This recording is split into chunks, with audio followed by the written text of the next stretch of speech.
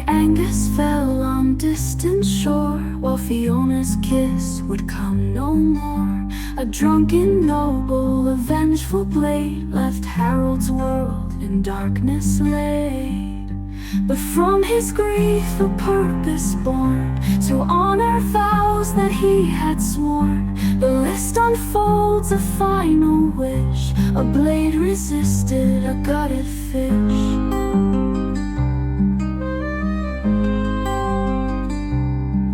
Now Harold roams through joy and strife, to live for three in one short life. From mountains high to oceans deep, this solemn pledge he vowed to keep. With bolder hat and iron will, he faces each task with hard-won skill. For every deed he sees it through, he feels their love forever true. And when the final task is done, when every battle's lost and won, he'll close his eyes, his duty clear, knowing his loved ones drawing near. In afterlife they'll meet again, their love eternal, free from pain. The list complete, their dreams fulfilled, a promise kept, a future will. Oh, Harold Gray, your journey's long, but in your heart they're never gone. With every dream that you fulfill, Fiona and Angus are with you still.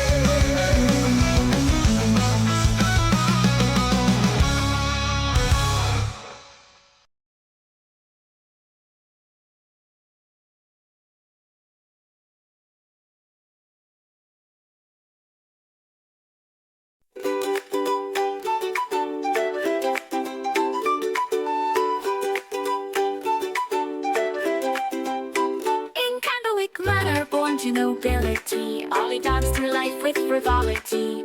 Parties and balls, a life so grand. Little did she know what fate had planned. Ollie, Ollie, the wandering candlewick, chosen by Sybil in her destiny's down. The stick from towers of paper to the open road, a reluctant cleric with powers bestowed.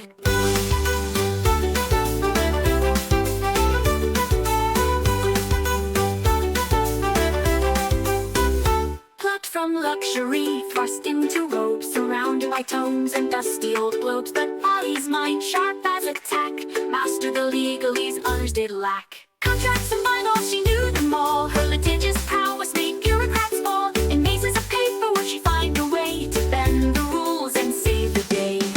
A holy symbol in a divine dream.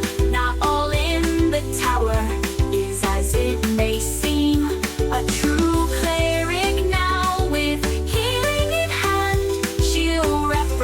the tower across the land. But Ollie sees more than meets the eye. All timelines at once, futures that fly. Past, present, future, all intertwined, sometimes leaving the present behind. But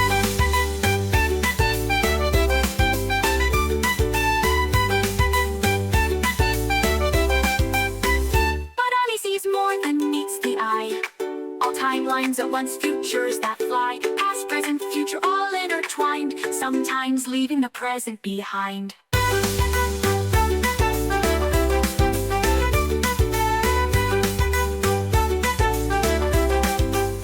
Library cat, shrouded in mystery, follows Ollie through every history. With glowing eyes and silent paws, it guards her path without pause. Ollie, Ollie, the wandering candlewick, chosen by Sybil in her destiny's down. The stick from towers of paper to the open road, a reluctant cleric with powers bestowed. Cut from luxury, thrust into robes, surrounded by tomes and dusty old globes. But Ollie's mind, sharp as a tack, mastered the legalese others did lack. Oh, hoist up the sails, let the winds take a clip. For Thaddeus Turnpike commands his ship. For good on the waves, a sailor so bold, with magical powers and a heart of gold. Behold, Thaddeus sailed the endless sea, with little Boo as wise as can be. Through tempest and tide, they roam far and wide, the Turnpike legacy, their unfading pride. From the mighty Turnpike line he hails, with a lineage of captains braving the gales. A scion of seafarers fierce and grand, with the smell on his lips and the sword in his hand. Behold, Thaddeus, master of the smell, with little Boo through heaven and hell. They dance with the stars, they flirt with the dew, their laughter echoes in the ocean's blue.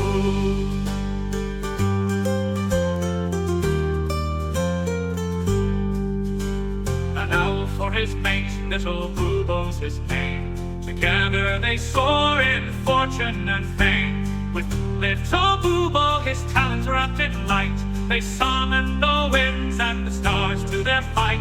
A curse of great power, a gift or a bane, Thaddeus wields it with little to fame. A rogue with a charm, a sailor with flair, he faces each curse with nary a care. Behold, Thaddeus, the sea's arcane knight, with little Boo in the pale moonlight. Through whispers of magic and the salt-laden air, the Turnpike adventure none can compare.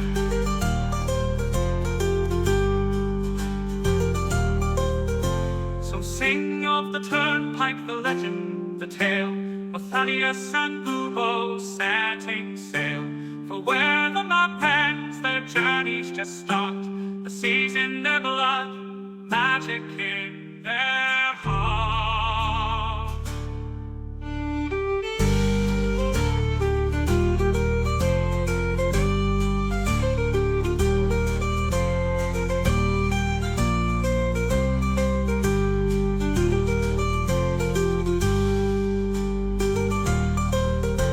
So sing of that Turnpike, the legend, the tale, of Thaddeus and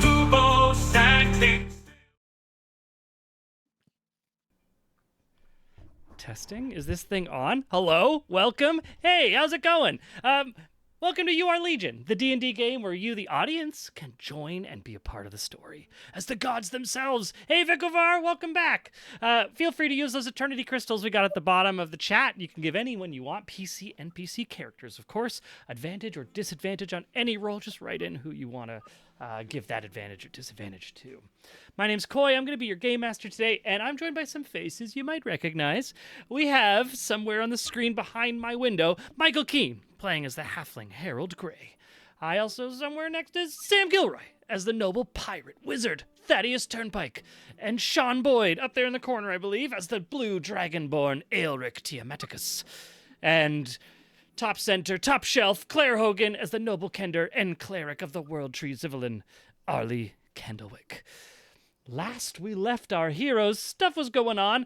They went through a crazy portal from the Sigil Sanctum where their powerful allies have like a bit of a sanctum. It's in the word.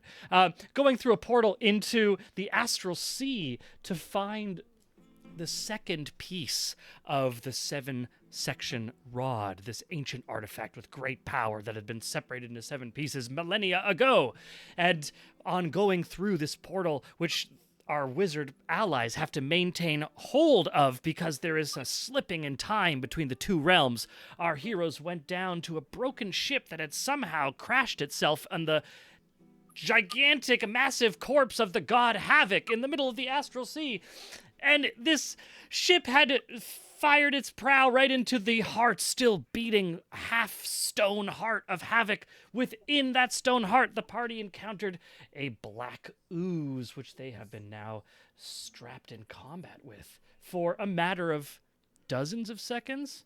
It's D&D combat, right? It's like almost a full minute here. We're in round 5, so we're 30 seconds in to this combat. Is lots of crazy movement going on. So I'm going to bring us back to, I think, where we can see. I'm just seeing if it looks like my screen doesn't have a good. I'm trying to share the battle map for our viewers here. Our party can see what's going on, I believe. Next up, in initiative, I believe Arlie had asked a question. She had been picked up and flown with Aelric, who dropped her down in the, looks like left ventricle, I want to say, with Thaddeus. And they stood there in the center of this place. I think the last thing Arlie said was, "What are we supposed to do?"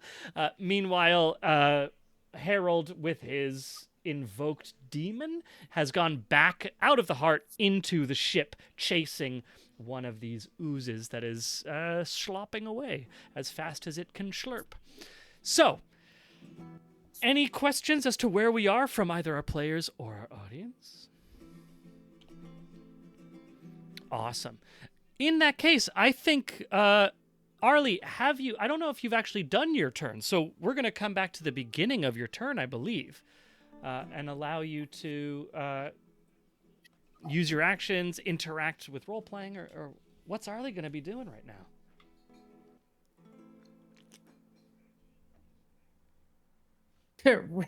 Readying an action for when she wakes up from her fall. I don't know. She obviously didn't fall. Aelric would have dropped her. What is that noise? Oh. Sorry, that's on my end? Okay. Oh, no, I think it was Keen. That was on Michael's noise. Yeah, we got you. When the two of you showed up, whatever is allowed within the, seconds of time frame, I think that I would have gotten out no staff pointing to the other room, God's blood. Yeah, cool. Bad vibes.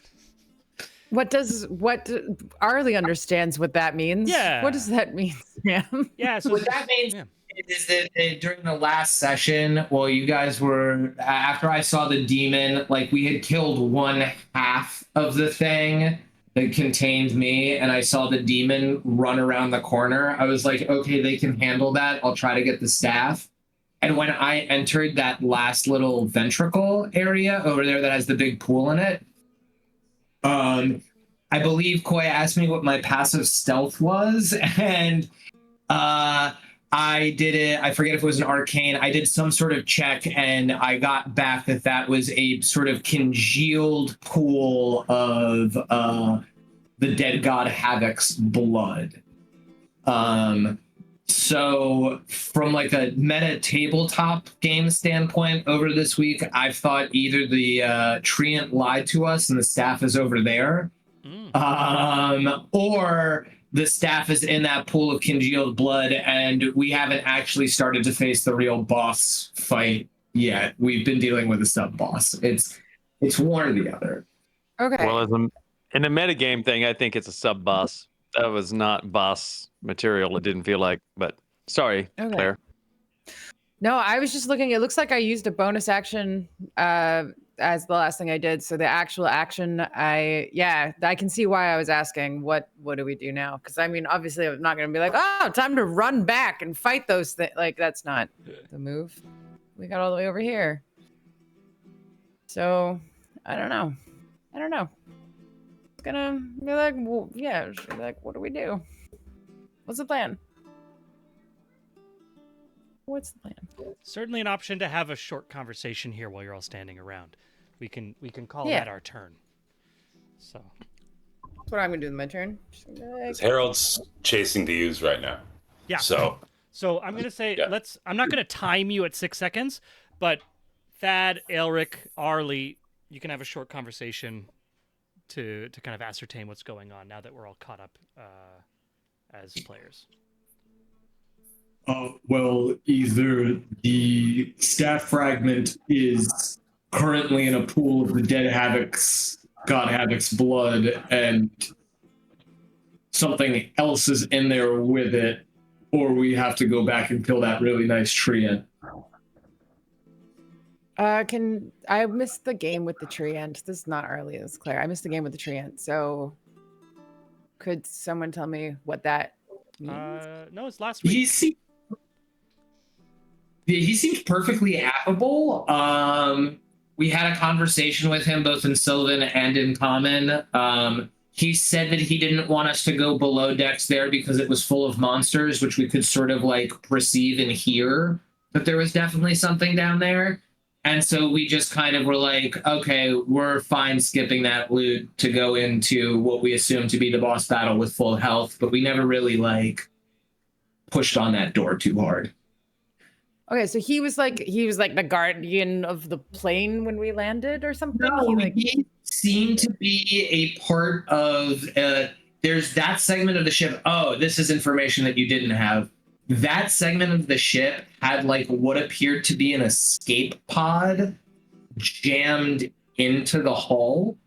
And the treant seemed to have been a part of the escape pod and like sort of said that he was trying to avoid disaster, but like kept on being like, we're scurrying and too fast for him to talk to. Like he physically was part, like he was like the ship because he's a tree and the ship is made of wood. Thrown into the escape pod, and his roots seem to go down into the escape pod. Kind of like when you see a tree randomly growing on the top of like a piece of stone and it shouldn't be there. It's just like a weird seed got caught by a bush or caught by a breeze and got caught then by a bush that's on there and it fell into the rock and then it sprung up.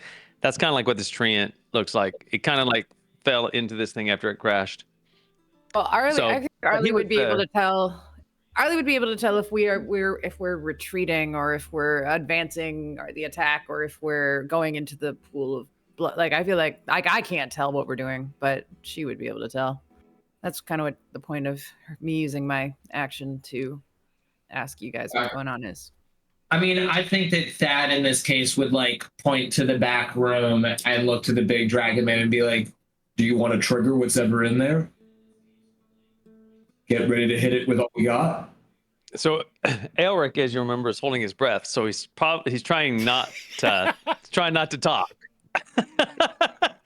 So he basically does the old military, and then he tries to sign, "Please stay." That's awesome. Okay. All right. Okay. Okay. So Arlie's So- gonna translate that, not trusting that Thad got it, and be like, I think we're not going to go that way. I think we're maybe gonna go help Harold. Wait here. I'm just gonna, yeah. Let's hold. Cool. Okay. All right. I'm gonna That's say my- that's a good turn there for Yep, Arlie. great. Awesome. Let me just go through the next next turn. So that ends Arlie's turn. The next turn will be our Zoozes, our little Uzis. So and we're now in 2 battle maps, so I just have to jump back and forth a little bit.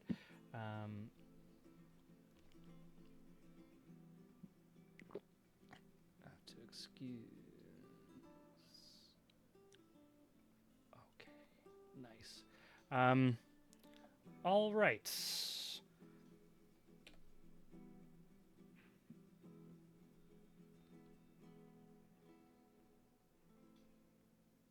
Let's see. Oh my God. Okay. And NPC combat sucks. Let me just tell you right now. But I will say, because I'm going to pull us over to this map here, because we just have something going on this side. This is our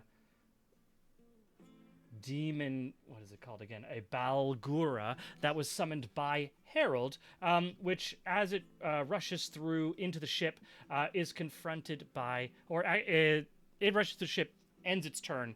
Now on the Ooze's turn, it is coming down and making an attack on this creature.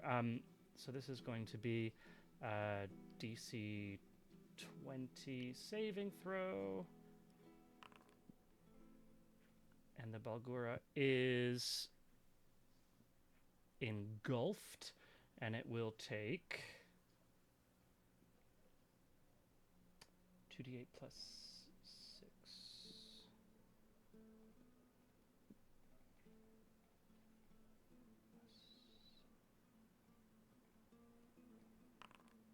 36 damage. Cool. That is going to be the turn of... I'm going to bring us back here. Oh my God, jumping around. That brings us to Thad's turn. Still in the circle. We have like combat going off. Totally, like this is outside of your sight, outside of your hearing. Meanwhile, you're hearing this ventricle as it still like beats every few seconds. Thad, your turn. You can act, you can talk. Yeah. Where's Harold?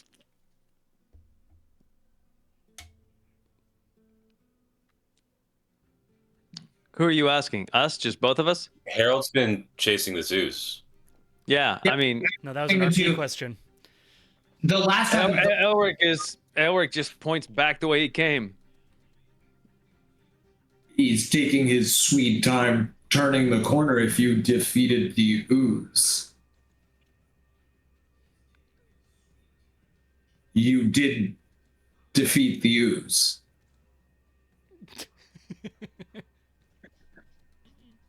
Okay, good. I'm gonna take the rest of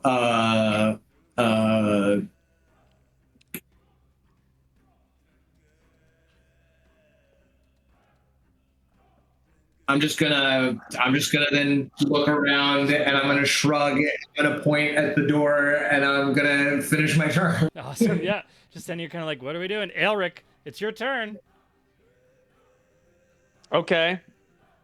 Can you bring back the other room? Yeah, sorry. Yeah. Oh, there wait. you go. Yeah, You're back. thanks. Great. So Elric gives us two more signs. He basically points at them like this. And then Okay. he points at himself, and he starts marching towards the room. And I'm gonna go to the threshold to see if I can get enough spill light into the room to get a full reconnoiter of what's going on out there. without leaving them in the. Well, I have to go to the other side of the threshold. Wait, is the threshold Open. like It's is an the opening. immediate that yeah? So is this space here got blood on it, or No. yeah, or is it just where it's Yeah. That space you're on right now is not. That is clear. not bloody? Yeah. You're good there. It You is clear. Okay. Yeah. Are you? You're walking now. You're not flying anymore. Yeah, that's right. Because I already lowered her to the ground. So I'm not flying. I'm just gonna walk and I'm gonna get right there. I think I can yeah, so I've got them in cast light and I got the full length of the room in cast light as well, it looks like, or the full volume of the room. So I can see in. Does that give any better indication of what's in there? Looking in there, it's pooled black sludge on the floor, shimmering like an oil slick. It's humid air. You still haven't taken an in breath, but it's this like almost like a steam room. It's this like thick. Everyone who is breathing at this point is like, it's you can feel it in your lungs, coughing and Gotcha. having the poison condition. Your passive stealth. What is that? My passive stealth, Yeah. 13, and I have a stealth modifier of +3. Does that include my +3? I guess it I does. think So that does 13. include, yeah. Yeah, 13. Cool. You stand at the entrance.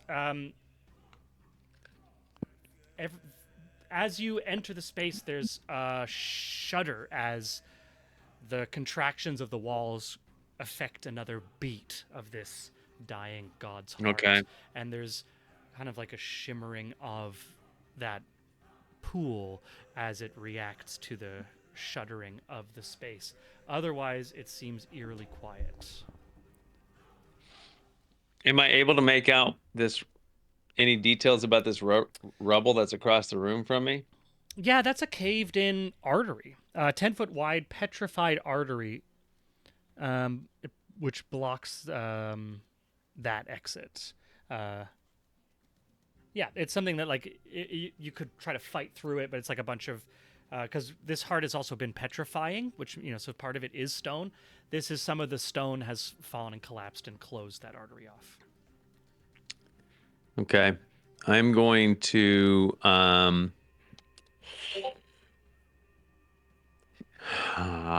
shite.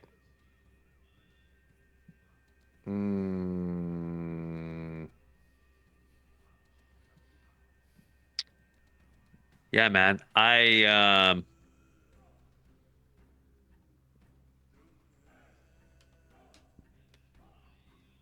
think I'm just gonna, without taking my eyes away from the room, I'm going to try to negotiate them to come forward with me.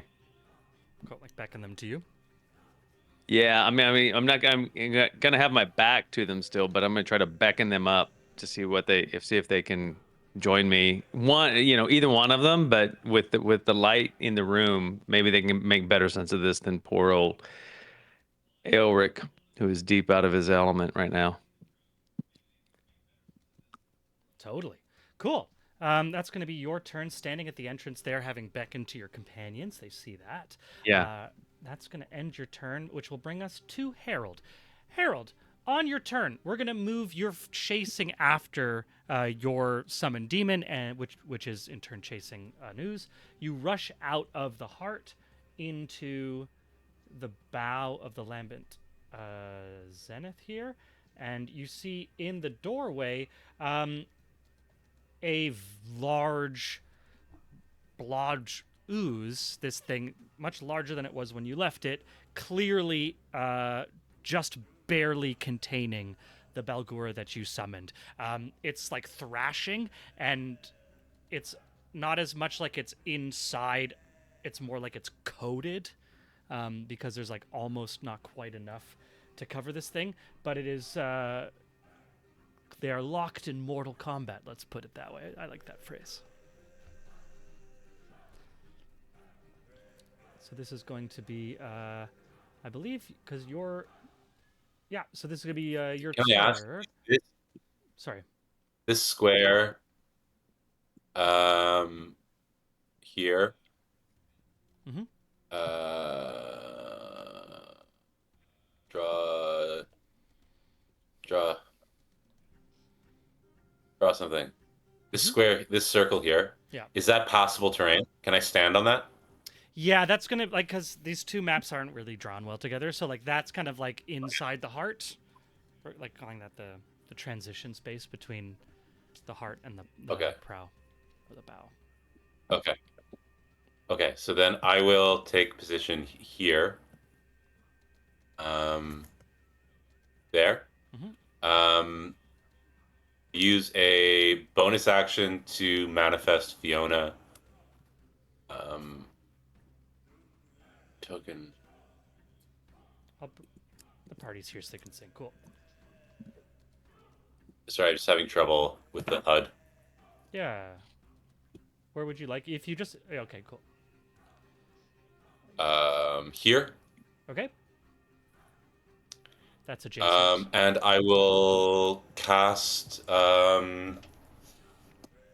Eldritch Blast. Sound good? Mm-hmm. Or Arcane Blast. Sorry. Ba, ba, ba, ba, ba. Is he still We're... poisoned? Sorry? Is he still poisoned out there? Does he lose the condition now that he's in fresh air? That's a good question. Until it breathes fresh air again. So yeah, now that you've breathed fresh air, Harold, you no longer have the poison condition. Looking out for your No disadvantage.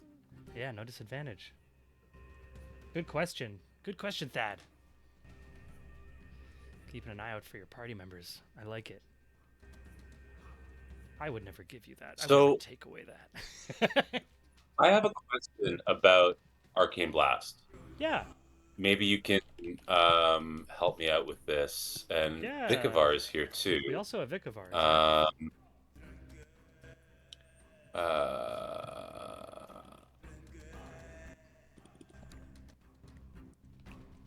Guess it's actually Eldritch Blast. Eldritch Blast. Sorry, Vikavar. It is a cantrip. And in the language of the cantrip, it states that when you reach 11th level, you create 3 beams. I think that's just flat leveling. I don't think that has to be Warlock level. 'Cause it doesn't say when you become a Warlock, it just says when you reach 11th level. No, generally cantrips are capped at your total, like what you are considered to be your overall level, not your specific class level. Got it. Okay, Because great. So I have 3 beams. I think that there's probably a way for a bard to get their hand on that cantrip, and if they were like as a pure bard, I'm sure there's a way to do that. And so that would be what you'd only ever get, like the 1 beam, even though you're whatever. So I think maybe Vikavar is. Oh, I need to open up chat. I found one Reddit thread that says cantrips use character level, not class level. Overall level, Vikavar is confirming. Great. So we are counting your overall character level, not your Great. Do I still have disadvantage on my attack rolls? Not from poisoned, because you're now breathing fresh air. So as you step out into the fresh air, you. But I had another condition on me, I thought. I'm Did I sure what not? the other condition From was. Tax? Okay, it was just that poison, so I don't have it anymore. I Okay. think it was just the poison. So does a 12 hit? Yes. Does a 10 hit? Oh, that's Just. gross. I'm Does afraid seven- a 7. Wow, I got down each time. I'm Yeah, afraid a 7 worse and doesn't. worse. Okay. So then I will just roll the damage all at once. So that is 2d10 plus 10. Yep.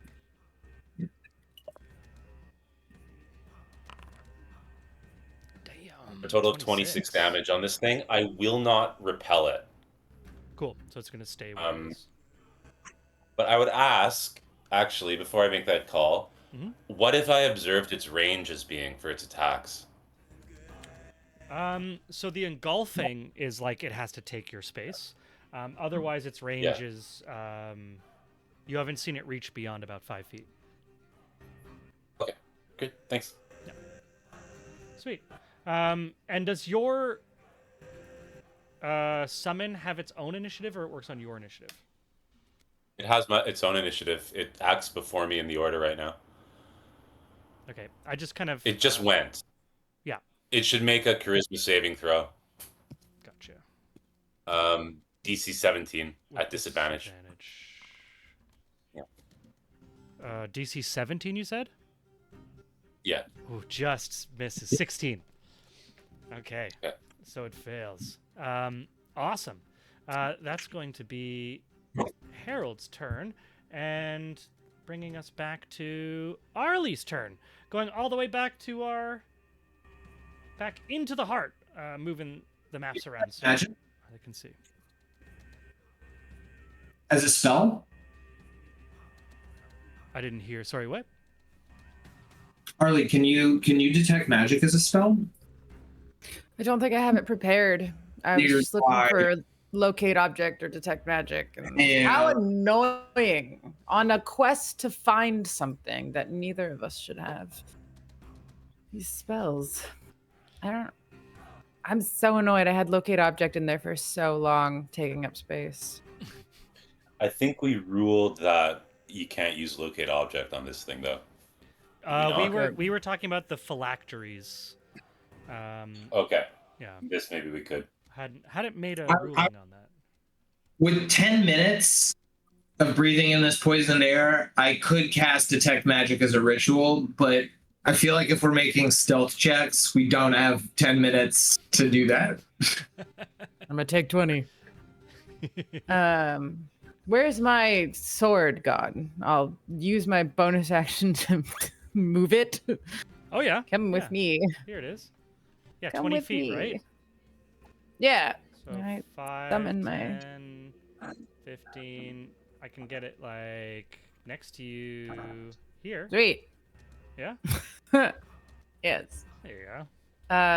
And then, yeah, with this Deadly quill. minion slowly dragging itself. I at first I kind of pictured this quill as like the floating like sword, like what the spell is, but just now I thought I almost picture this floating quill as like the arrow from Guardians of the Galaxy that just like flies through people. The quill just kind of goes like zoom, just like right through somebody. It's like a flying feather. I mean, I definitely do picture it like a feather, like a stabby feather, like Yeah. a giant stabby feather. Like maybe the front of it is like metal tipped. I mean, it's magic, so it just looks yeah, just whatever. But it definitely has like an attitude. Like that's why it only goes 20 feet because it's like busy walking in cursive. Like busy walking in cursive. I love it. but I, as a primary action, I don't feel like I have anything useful. Everything takes 10 minutes. I got scry. I could probably bring back that arcane eye and send it to go looking. Yep. But I don't know if that's useful. It's a 4th level spell and I only have 1 spell slot left there. So I don't know that that's a very useful use of time. Are you So yeah. Are you concentrating on any spell right now?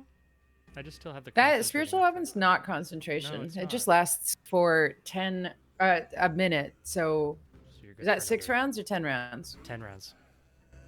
10 rounds. So it lasts for 10 rounds. So no, I lost my last concentration spell. Cool. I I don't know, wasn't falling tracking. or melting or something. Maybe I'm injured. I'll heal myself. You did just cast like mass healing word right before we ended, I think. Last week. Well, I only have. Oh no! Claire recycled the paper with her hit points on them. Did I not update my little guy? I'm Claire. at the moment at full health at the moment. No, it is a lie. Oh. No, I was at like 18, Oh. even oh. with the healing word. I was Oh, like, I because see. I was very close to death, and then my heals have been doing like 7, 8. 12. Yeah. So I think I was at like 18 health. Okay. Give me a. Yeah. Roll me a d12. Okay. Will do.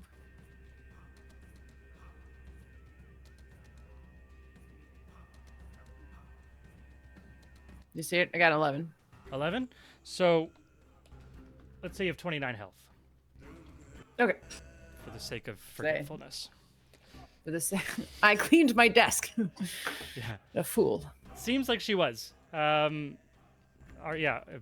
Seems like she was badly wounded, and now still is currently under half hit points. Okay. In our All right. position. Yeah. I don't have. I'll just. I don't know. I'm ready in Eric action. called you over on his last action, to where he's standing. I will go there. I will walk. I didn't replace my mouse. Sorry. Oh, it's all good. So you're gonna be here behind Elric? Yeah. Sweet. Done. Awesome. Then that's gonna take us out of Arlie's turn and back to our oozes. Oozes oozing around.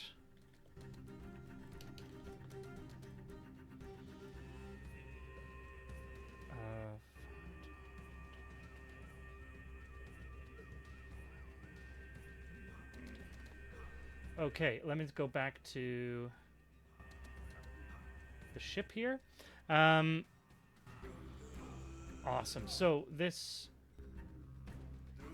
gonna take as the Balgor is still inside this large ooze in front of you, Harold. It is going to take an additional bit of damage here.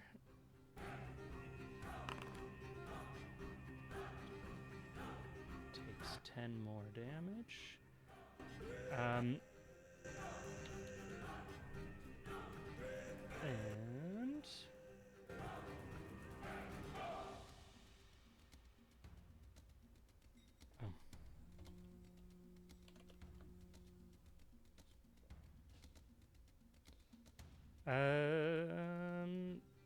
it's all mechanical stuff in the background. That is going to be the ooze's turn, which will bring us to Thad.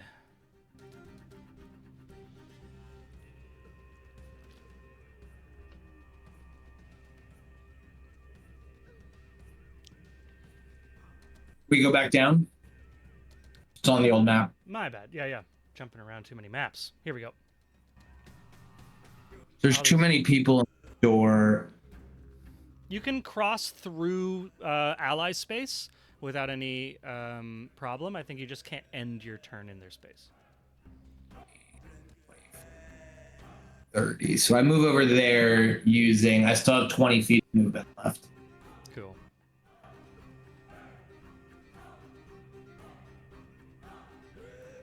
I don't know that I need to be stealthing, but I have a. Do I need to give you my passive stealth for this? Yeah, now that you're in the room here.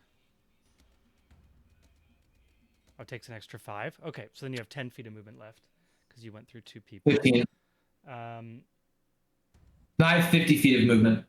Okay, and then it's an extra 10 because you went through 2 people. Vigavar says moving through an ally still takes an extra 5 feet unless we're homegrowing it. I think it's accepting halflings because halflings have that exception. Cool. Okay, let me just. 15. 15. This is crazy. Yeah, on a natural 2. How deep is the pool? How deep does that pool of blood look? Unclear. The big. It's opaque.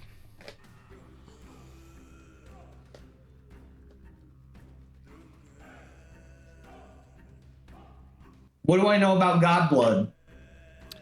What do you know about Godblood? You can give me an Arcana check. It's blood. It's blood. S apostrophe. 22. Oh, 22. with With a advantage. 22, this. How do I put this? You never were taught any courses in the tower about gods having massive humanoid-ish bodies living in some sort of an astral realm. That said, now that you're here, standing in the heart of a dead, petrified god, whatever blood that's used to pump the life force of such god is probably quite dangerous to mortals. Dangerous to mortals. Mm-hmm.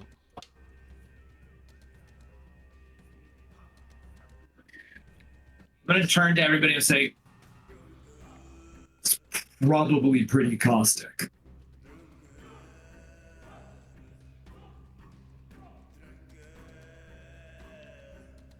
I'm gonna whisper that. I'm not gonna say that out like I'm it's probably pretty caustic is what I am doing. Nice. Cool. Uh, Yeah. Shoot.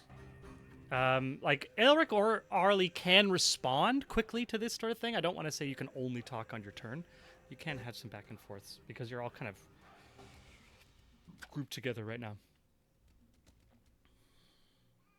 So if that tells you, it's probably caustic.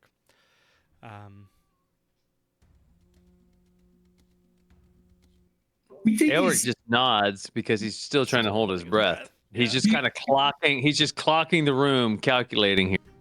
we as a magical item goes, even though these staff parts are broken into bits, I assume they're pretty durable.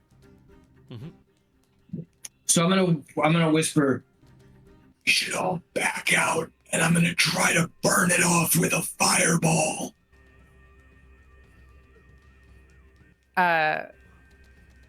Arlie's so out of ideas. She did not like being in that ooze, and she does not want to go swimming in the caustic liquid. So I think she's, if she was smarter, she might be like, "Is this whole place flammable because of the air itself?" But No, it's not that intelligent. No, it's not. It's not.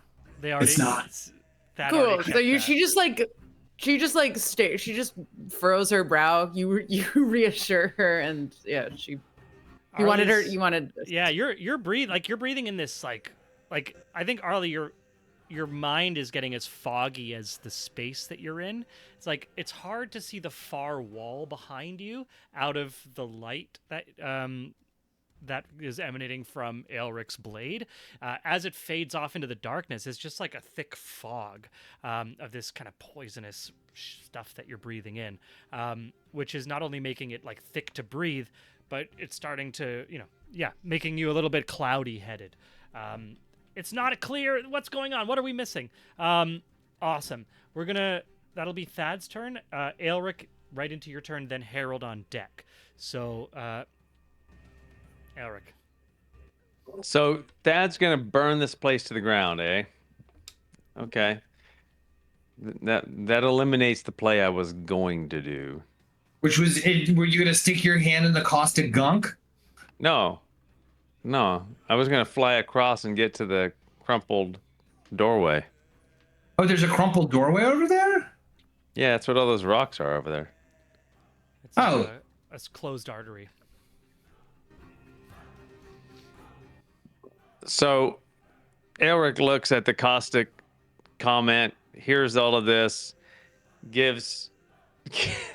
I mean, it's not that big of a deal if I get hit with a fireball, I guess, but he just goes, and then he takes flight over there, over the blood to Cool. here. Mm-hmm. And can I move this detritus? You can give me an athletics check, and I'll say because you have Shatter Spark. A 19 strength, because I have a 19 And in strength. you also have a magical weapon that auto crits on inanimate objects. So I'll That's give right. you advantage on this athletics check. Strength check. Yes, athletics. Okay.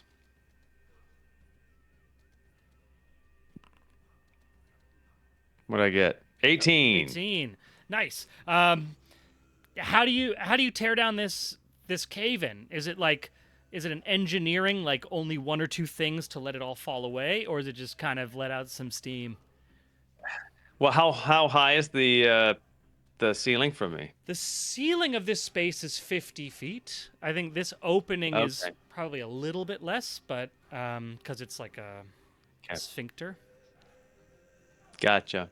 So, yeah. Can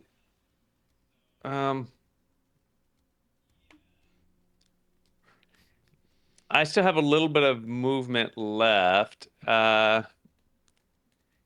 I think what I would like to do is try to. I'm gonna see if I can hit this. Like, use it.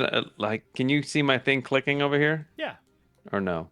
I Okay. see. So I'd like to. Yeah. I'd like to leverage that side of it. Mhm. So if it starts spilling out, it's gonna spill out this way. Does that make sense?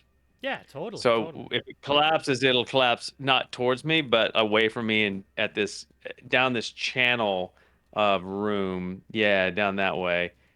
Yeah, down that way. Awesome. Yeah. So That's the yeah, that's what I'm trying to do. I'm trying to like both swords levering out type of or sword in hand, whatever is the easiest thing to kind of leverage out there. love it. Yeah.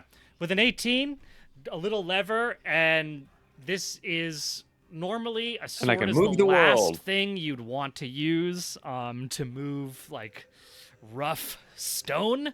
But Right. this is a magical weapon that's designed for this stuff. That's right. That's it. Yeah, levering, even shattering stones that can't get in the way so that it's easier to move them. Okay. In a matter of seconds, Elric, you've been able to start a slide that then clears, like you say, down there to the southwest, opening up enough of a space that any of you who are normal-sized humanoids could get through without having to squeeze. And Elric turns back around and just like points at the just like back to just like his human side's really coming out. His pragmatic human side's really coming. Love it. Oh, you're muted, Sam. You're muted. But what goes down through that doorway? Does it go far? It keeps going. What's- You can see I it mean, keeps going. there's enough. Yeah, there's enough light, but I can't really move. I only have 5 foot of movement. I could get to the threshold opening, but I couldn't go down it. Cool. Oh man, okay. We have another level down. Okay, is there another map? Let's see. Um, Can I tell if it's going down? Can I tell if it's descending or if it's going laterally?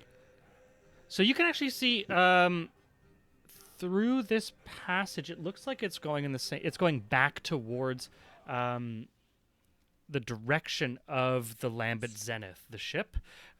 You are higher up than where you came in from. Okay. Because you have this light, you can like make out some of the wooden decking of the Lambent Zenith. We're gonna move over to Harold's Okay. turn, and I'll show you what you can see. Oh, okay. So we're moving over to Harold's turn right now. Aelric, if I can, here you go. Oh, I see what's happening here. Aelric, Yeah. this is what you. Let me get a little circle here. This is what you see is looking down onto the top of the prow, or of the bow here. Okay. From that, these two maps are not well designed to work together. I apologize. Yeah, I got you. Cool. You go through that hole. You go through that hole, back out onto the bow, get a breath of fresh air to reset yourself. We'll back up into the heart, and I'll just fireball that room. Cool. That has a plan. Awesome. Yeah. To Harold. Okay.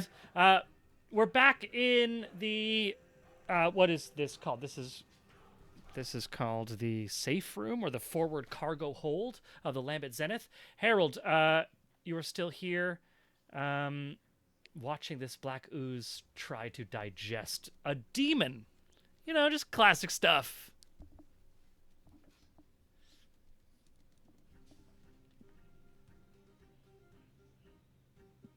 Standard, really. I'll keep blasting. So, anyways, I start blasting.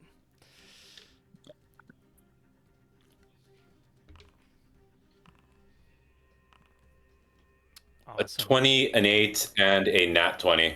Okay, so that's one hit, one crit. Incredible. Yeah.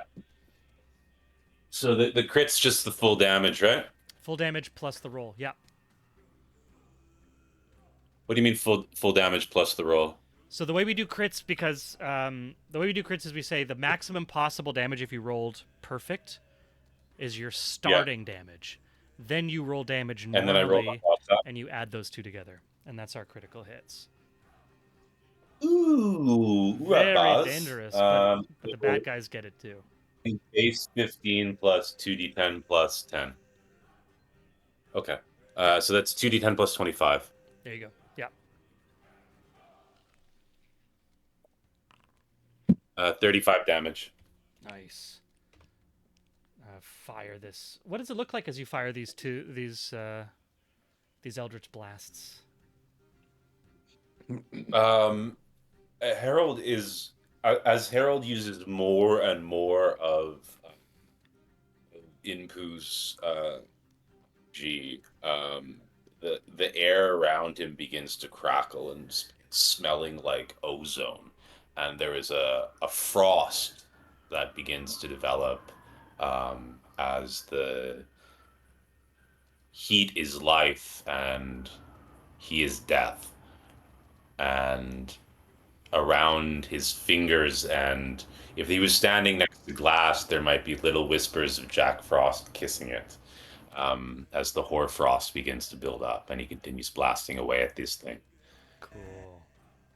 Come see your breath as you exhale while casting this magic. Amazing. Yeah. Bringing us to our ooze. It continues digesting with its acidic form onto the Balgura. It will do more. Its minimum damage is enough to finish this guy off. So you can see what was struggling when you first entered starts to settle, and then the shape kind of collapses like when you're baking a cake and it collapses. All of a sudden, whatever was holding this large ooze up has collapsed. Whatever was in it is not fighting, and also looks like it not filling the same space it once did. It is going to now remind me again with this is so just ridiculous because you have this crazy subclass of the Echo Knight. I need to know about the Echo Knight, or the Echo that you have about Fiona, in terms of how she can be perceived by a blind creature. Would it perceive her? Does she have like a physical manifestation that can be sensed in that way? I mean, in the sense that it can detect the objects that are around it, I assume so. Cool. It occupies space. Okay. Wonderful. Amazing. It is translucent gray image of me that lasts until it is destroyed. Okay, awesome. So in that case, the ooze is going to fire out a pseudopod at Fiona. Oh, this is... The ooze just moved away from Fiona, which triggers an opportunity attack. Moved away? No, it's just... Yeah. It hasn't moved yet. It moved. It was 1 square north and 1 square west previously. I might have moved it to delete the token underneath it, but it hasn't made like an official move. It's staying. Okay, so in that case, she was in contact with it, and I spaced her in such a way that I would provoke an opportunity attack if it moved towards me. Yeah. Just yeah. Throw that there. Okay. Got you. Yeah. It's what it's going to do is it's making its first attack on the thing that's near it, and that's going to be a 10 plus 5 plus 3, so that's 18 to hit. Does that hit? 18 to hit? Yeah. Yeah, it does.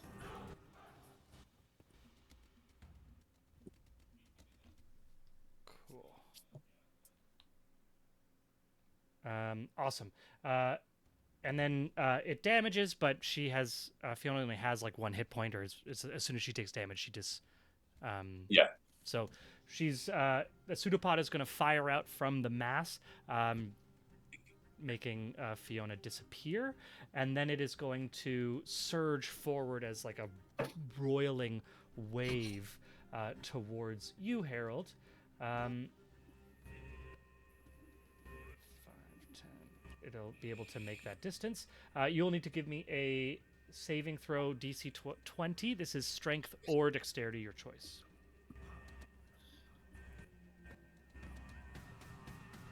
Let's use my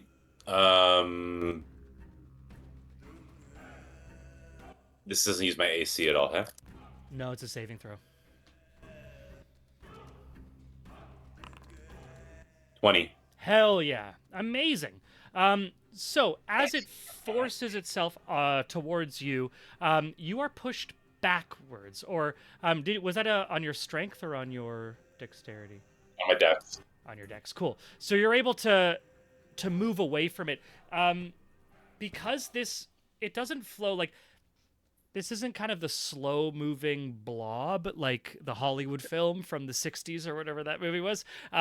This is moving like very quickly, lots of different rhythm shifts and pseudopods reaching out and grasping, and then almost, what is that, the Fern Gully? Like if anyone remembers Fern Gully and like the oozy pollution from that. So as it closes in, just falling onto itself and collapsing in waves, Harold, you're able to avoid its reaching for you and back away from it, avoiding this engulfing that it's trying to do, but forcing you back into the poisonous air. You can take a breath and start holding your breath again if you choose. And if you hold I'll your start breath, holding my breath again. cool. So you'll be holding your breath, and we're just going to do that as concentration. And that's going to end our Black Ooze's turn, which will bring us back into the heart and to Arlie Candlewick, standing right here in the doorway to this scary room.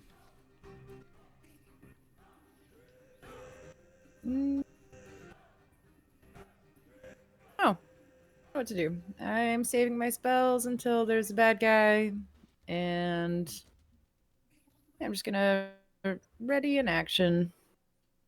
And where's my little stick? My quill. I summon it to 5, catch 10, him. 15, 20. There you go. Boom. I mean, you're just standing like just outside the threshold of the room. It's like just waiting. I think Thad is like clear out, right? Thad, that's funny. Oh. Because Thad wants to fire a fireball into this room. He's like, Oh, like clear out the way that Aelric's going, not back the way that we. Oh, either way, I think it's more just that. You should back up out the room so you don't have to clear out the caustic stuff. I'm gonna back out the same way. Okay, well then maybe I go to the maybe instead of bringing the quill to me, I go to the quill. Mm-hmm. I thought we were clearing. I thought that Elric was like digging through an artery for us to proceed that way. But oh yeah, he didn't know what was behind there, so he wanted to open up a path and see what was going on. Okay. But all right, yeah. So I will just use my whole movement to back away. Amazing. I'm not gonna dash though because I don't want to go back to where the slimes are. Gotcha. Yeah, you're all staying kind of. Yeah, we got a bit of a party split here. Interestingly, cool. So Arlie is now standing next to her floating, magical, dangerous quill. Yeah. It looks in the dark, yeah. So maybe I'll just cast light on myself. Yeah, totally. I want to be. So I'll do that. Cast light on yourself. What does that give you in terms of a radius of light?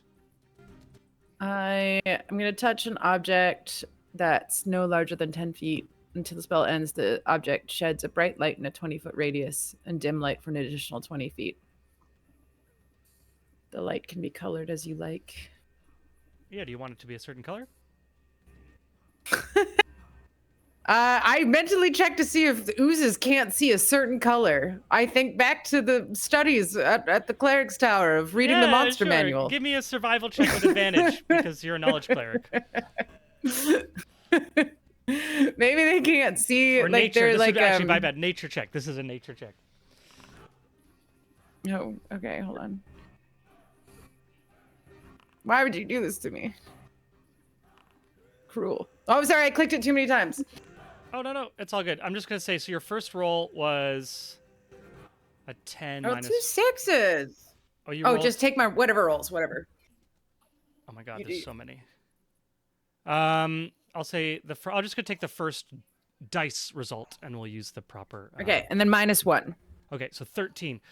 With a 13, Arlie, you remember back to like, oh yes, my my supernatural animals, fauna and flora course. There was so many. They were really boring. There was a few things about oozes. The thing that comes to mind, basically, what you're searching for is like they don't have eyes. So, however they do sense space around them, it's not through vision. Great. So I'm just gonna make it. It's gonna be a really pretty kind of like sunrise kind of color to cheer the place up. Awesome. Cool. Giving you a little. We now have 2 sources of light. We have Aelric's lightsaber magical fantasy sword, the Sunblade, and Arlie has now cast light on. What object did you choose to light up, Arlie? I think my mace also, or my Lightbringer casts light, but whatever, cantrips or it doesn't matter. So I just use the whip that glows like a yeah. torch. So yeah. Exactly. Do you want to save the spell slot? Do you want to save the spell slot? It's not a spell slot. It's a cantrip. Oh, so it okay, literally so, mechanically is identical. I believe. I mean, I can see if you did if there was any sort of different. I love it. Arlie takes out her glowing mace and casts light on it. I love it. Yeah. Incredible. But now it's more light. More light. More light. Incredible. That's going to lead us to Thad's turn. Oh, I'm wrong. I do the mace. It deals extra damage if it's glowing when I use it. So I do we'll the just mace. call the mace in that case. You just pull out your mace. It is glowing. Lightbringer. Love it. Yeah. Cool. Thad, your party members have moved. Aelric, I'm going to assume that you took that extra 5 foot of movement. Is that right? Just to clear as much as you could? Or did you stay where you were? Oh, you're just muted. Sorry. You're muted. You're muted. Yeah, sorry. No, I took that extra 5 after the hole opened so that was up. Like so clear, yeah. That means that makes you yeah. Awesome. So set Thad up here. Just out of range. He's just out of range there, yeah, because he cleared into that. Okay, perfect. So I'm gonna step out right to the edge of my own blast radius, right there, and I'm just gonna gently raise my staff. I'm gonna speak the words and that little red mote, and it's gonna fly directly. So I'm not going for like a full sphere of the room. I am centering the top of the moat directly on top. It's not piercing in, it's directly like on the surface of, and once it's on the surface, so since it's a 20-foot sphere, it'll have a 10-foot down and a 10-foot above. Gotcha. Cool. Amazing. And I'm gonna let that explosion rip. Okay, Thad, we've cleared the room. Thad turns around. He knows his own spells. This is almost showing off because you know the flame is gonna just come. It's like, yeah, I'm gonna feel the heat, but I'm gonna take no damage. Yeah, it's gonna go right up to my nose. Yes. Awesome. You fire off that fireball. 10-foot hemisphere erupts above the ground, and the blood of havoc boils and spits, and goes from just reacting to this fire to being even more almost violent, and coalesces into some coordinated movement. And if anything was in that blast zone and that would need to take damage, I just will say that it's a DC 18 and a dexterity saving throw, and I'll roll for damage. It's at I cast it at a 3rd level. Thank you. Awesome. So I'm going to... Okay, so it is going to use a legendary resistance as it fails its saving throw. But let me know what damage it's going to take. It succeeds the saving throw. Half of 27. So that's 13. Cool. And coalescing, this blood coalesces out of the fire into a mound of slick, dark, sentient, maybe, ooze. Okay, slick dark. If it's over there, then that took 10 feet of movement from me. I did show off with the thing, but as the flames roar back, revealing, is there still blood on the ground, or has the whole thing congealed? Has all of the blood congealed? Yeah. And still no staff yet? No staff you can see. All right, staff's definitely in the center of that mamma jamma. With 5, I've used 10, 15, 20, 25, 30, 35, 40. Yeah, I'm going to get down over there. Which also now leaves Arlie being able to see directly that there's a big giant... Arlie, you were hoping for some clear action. Now you have it. Thad just like turns around. He's like literally standing in the doorway to this ventricle. And like, I got this. Whoom, boom! Like the fire erupts. You can just see a silhouette of him outlined in like the white hot flame. He turns around, not even singed, kind of gives you a look, turns back. You see like a blanch across his face, and he just runs to the south, and you look past through the opening into the center. As the flames are dissipating, the ground is now dry, and there is a massive 15 by 15 by 15, roughly, sentient black morass that is in the center of that room. That's going to be Thad's turn, which will take us back to Aelric.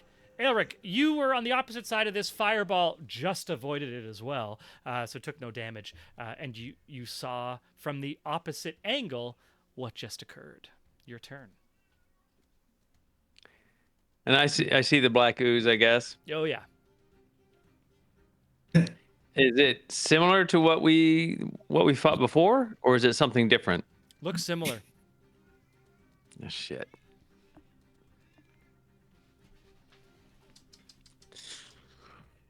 I have a little ooze here, a little black ooze. Okay. Oh. A little black ooze of God my dang own. it. Who doesn't want to be here?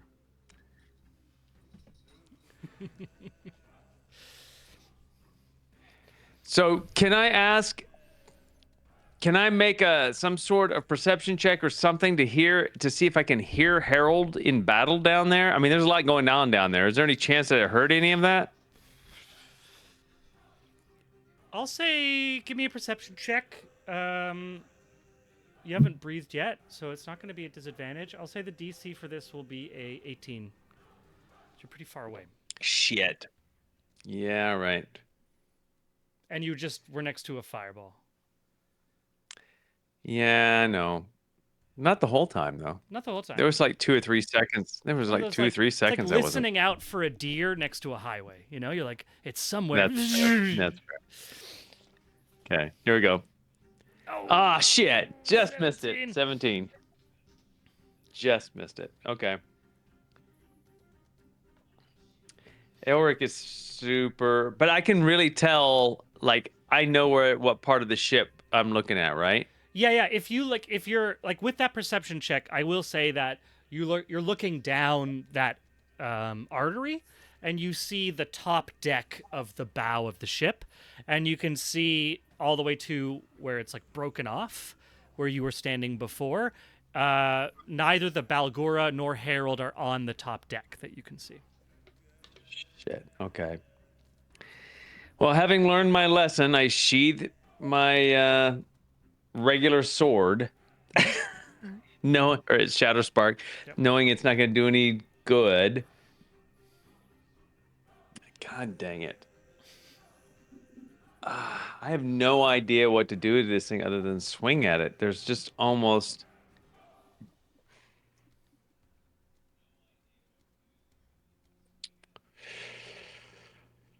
I cannot see Arlie though, right? Arlie's out of my eye shot now. Yeah, you're way the hell out of the How big eye is shot. it? It's Taylor, bigger how than big is it? it's 15 by 15 by 15. It's the same size. So I don't think I can see him. Okay, Right. so Grab. So it's a huge Huh? character size. It's too big for him to grapple because he's large. yeah, right? Aelric is medium. I'm not large. I'm medium. So yeah, it's one above me, unfortunately. And it would just It's actually go right two through above my you hugging. because it goes tiny, Yeah. small, medium, large, huge. Yeah, I can gargantuan. do what I meant to say, I'm sorry, was it's one beyond my capacity to wrestle because Right. of the Warhorse. We know Yeah, it's a you successful can do move. larges, exactly. Yeah. That's right. Although you also know that Well, like some- tackling this ooze, it's like 100%. it was like, oh, you want to like let's go, and it could Yeah. normally you tackle things that aren't able to just like change the geometry of their bodies. A Yeah. little harder with something like news. Okay. But it's big. It's angry. I just made a note there for us to remember, and so I don't forget. But the floor has no more Yeah. pools of blood. It's just more. And nothing is exposed. Nothing is exposed on the floor. Nope. Just in terms Alright. of like objects or anything. Nope. Yeah. Okay. Shit. Man, I really want to go down and help Harold out, but I can't. I don't know he's there. I think Well- you do know that he's somewhere between, like, he's below the deck, so he's either below the Yeah. deck there or he's somewhere behind you, right? Like you can see where he would end up if he kept going the way that you left him. So he's somewhere in, like, kind of the area that he's in. The question for Aelric would be like, why hasn't he gone one way or the other yet? For you to see. Yeah, that's what I'm perplexed about my next move. All right, guys. Sorry, I'm gonna boogie down this hallway here, or this You're always trying to artery call here. it out, Aelric. Well, I can't hear you because I already checked a perception check, so I can't even hear the battles. I can't I'm hear the not battle shouting. level. Yeah, okay, that's fair. All right, Aelric will, before he starts running down there. That's a good call. Are you gonna allow that little piece of metagaming? What's up? Before moving down the hallway, he's gonna scream Harold's name. Check in with Harold. Harold! In his first big sound. Now he's screwed up his breath. Right. So now you have the poison condition, making that call. Yep. Harold, give me a perception check with No, this will be straight, because you now having been pushed through back into the heart.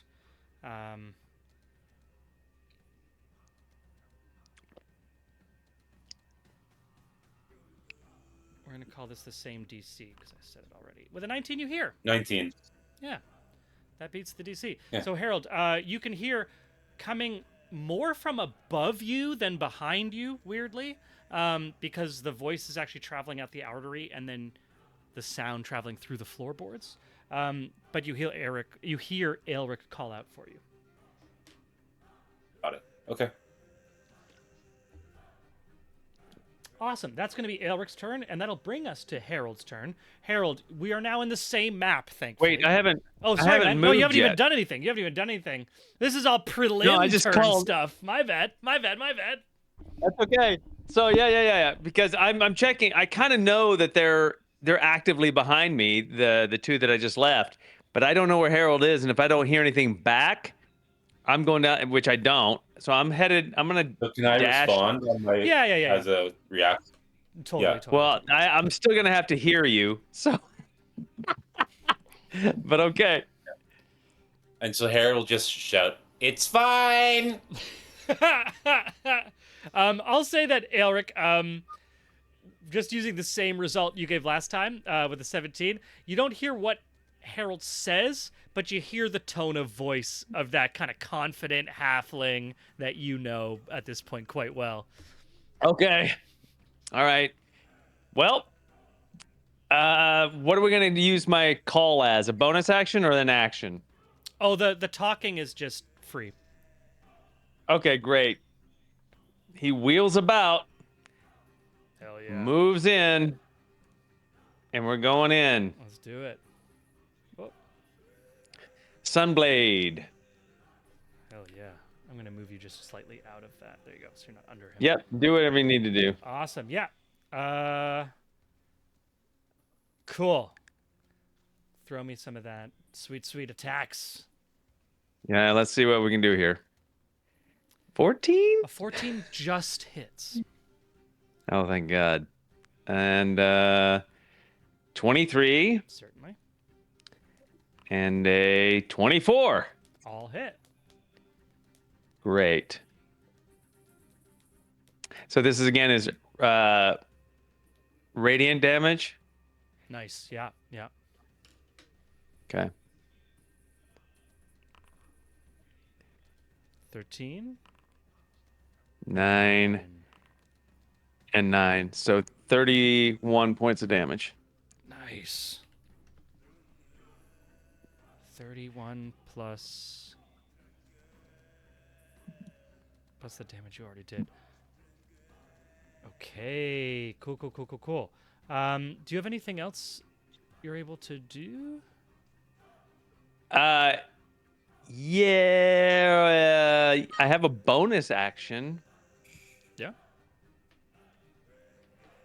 but I have to ask, can I see Thad from where I am? No, I cannot. Then that screws that up. Oh yeah, let me Then, I can actually let's see. No. If I put that wall in just No. for sight lines, you can't see. Yeah, great. I didn't think I could just by where he was on the map. That's okay. Thad, I was gonna have you have you do a commander strike and use my bonus action to get a new action or new attack. So close. So Do you have any more action? Do you have All any more right. movement? Do you have any more movement? I have 15 more. You might so be able I to can, create an I guess angle. let's see here. Because I've created the walls now. 1, so if you 2, can 3. Can you see Does Thad that from do there? it? Yeah. Can you see Thad? From Yeah. there? There you go. So you can see him. Yeah. And you're still Okay. right next to it, so you haven't left its range. So Right. Oh, he's out of range. Fuck, he's out of range. It was a good move, but he's out of range. Sorry. okay, Never mind. that's Yep. all good. Well, at least you Damn know it. where he is. Yep. All right, so that's where I am. Okay. And Crazy.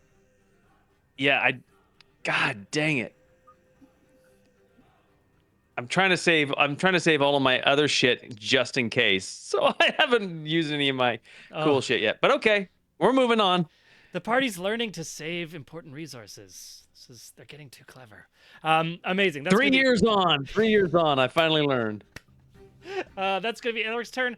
We're going to Harold. You have been backed up into this heart. You're no longer holding your breath because you had to call back to Elric. So you do have the poison condition.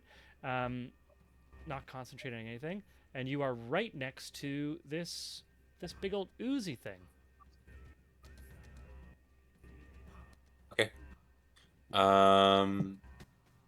So I will summon on the battle map anymore, Koi. Or the battle map you haven't reset yet. I haven't. Sorry, you're not in the battle map. Oh, you've brought us both here. I see what you're doing. Yeah. Okay. So the thing is, I need to do some movement shenanigans. So can we Do you want to say that we're further down, like here and it's I'd still beside me. if we want you to be like pushed into the heart, I would put you like here.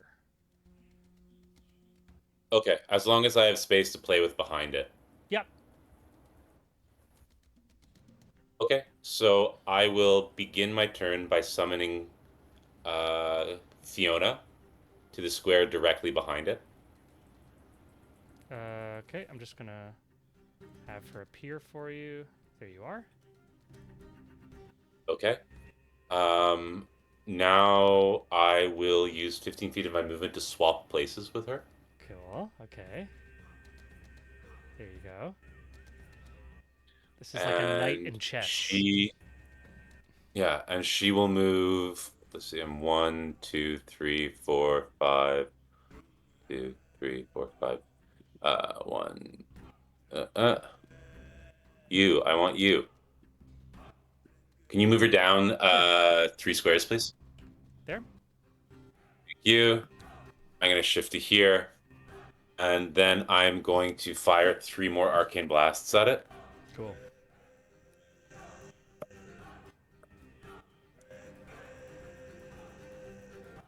D20 plus 5. 14 hits. 25 is a crit. And 20 hits. Wow. Yeah. 3 hits. Okay. I will also choose to shift it back with these ones. Okay, yeah. So How much is it? It's a 10 this feet round. Yeah, I'm gonna shift it back the full distance. So that's 30 feet. 30 feet, yeah.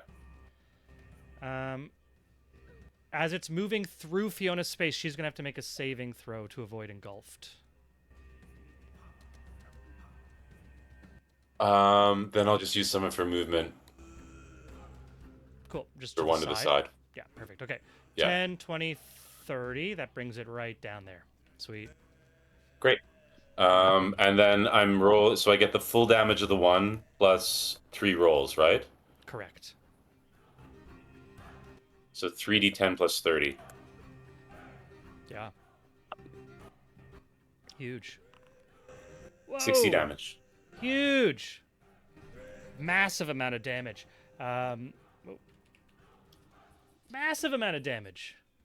60 damage. Wow. Pow, pow, pow. And just these 3 hits. Pow, pow, pow. Keep, I'm imagining them like interacting with it as a non-Newtonian fluid, right? And like, because of it getting pushed back more rapidly than other pieces that have been hit by other blasts catching up with it, rolling over itself and reforming in a heap. Exactly. It's like all the way at the wall. So it's like even your hits just knocking it back all the way to like getting to the wall and then kind of sliding back and reassembling itself there. Nice. You've given yourself quite a lot of distance from this ooze. Incredible. Anything else that you're gonna, or you've used your bonus action as well because you called Fiona, I believe. I have, yeah. Amazing. That's gonna get us to Juniper Arley Candlewick's turn, and after this turn, we're gonna take our break.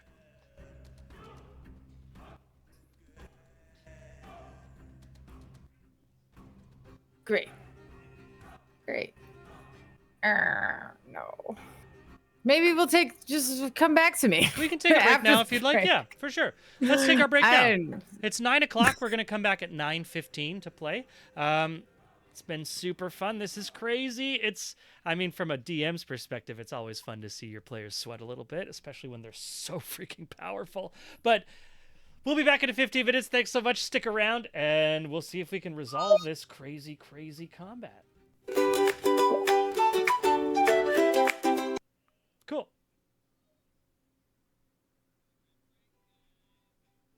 We are... Parties and balls, a life so grand. Little did she know what fate had planned. Arlie, the wandering candlewick, chosen by Sybil in her destiny's down. Escape from towers of paper to the open road, a reluctant cleric with powers bestowed.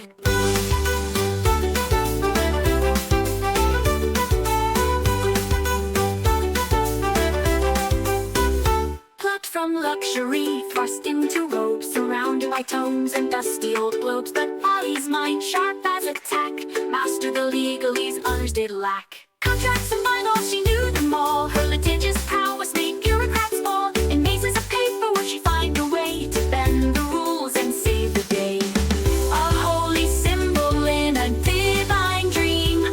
Not all in the tower is as it may seem. A true cleric now with healing in hand, she'll represent the tower across the land. But Arnie sees more than meets the eye. All timelines at once, futures that fly, past, present, future, all intertwined, sometimes leaving the present behind.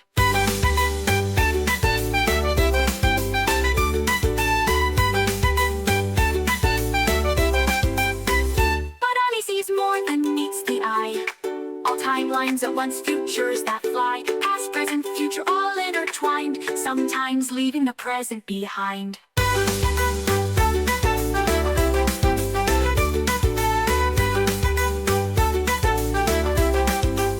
Library cat, shrouded in mystery, follows Audie through every history. With glowing eyes and silent paws, it guards her path without pause. Ollie, the wandering candlewick, chosen by Sybil in her destinies now, mystic from towers of paper to the open road, a reluctant cleric with powers bestowed. Cut from luxury thrust into robes, surrounded by tomes and dusty old globes, but Ollie's mind sharp as a tack, mastered the legalese others did lack.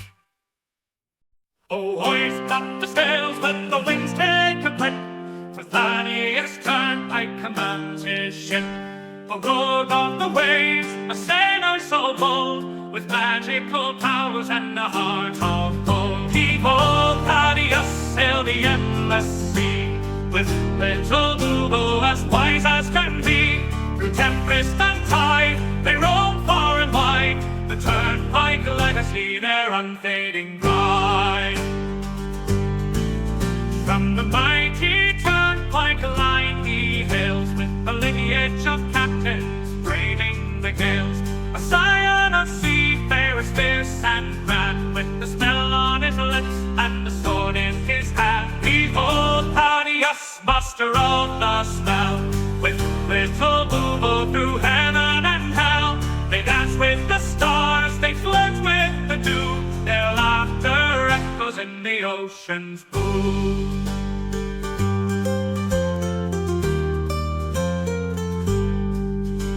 And now for his mate, little Boobo's his name. Together they soar in fortune and fame. With little Boobo, his talents wrapped in light, they summon the winds and the stars to their fight. A curse of great power, a gift or a bane, Thaddeus wields it with little to fame. A rogue with a charm, a sailor with flair, he faces each curse with nary a care. Behold, Thaddeus, the sea's arcane knight, with little Boobo in the pale moonlight. Through whispers of magic and the salt-laden air, the Turnpike adventure none can compare.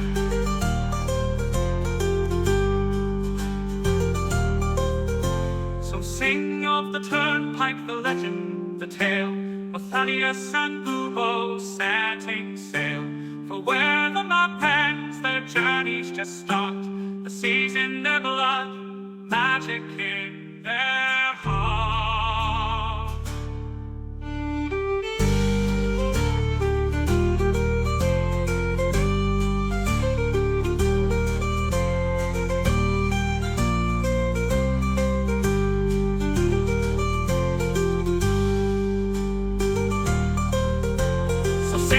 The Turnpike, the legend, the tale, of Thaddeus and Boobo setting sail.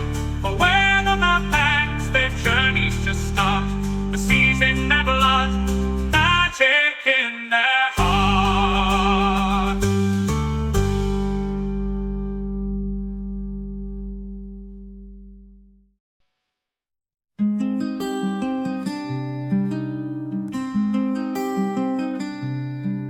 In Solonia's fields a halfling stood tall, sea grey eyes a fighter's call, with Fiona's love and Angus' smile.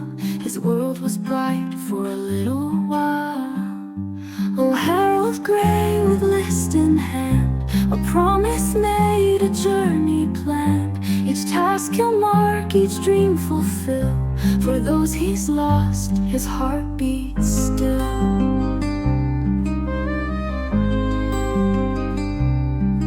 From Zakar streets to golden fields, their family loved the greatest shield.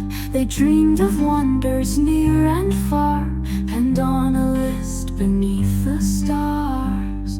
Oh, Harold Gray with list in hand, a promise made, a journey planned. Each task he'll mark, each dream fulfill.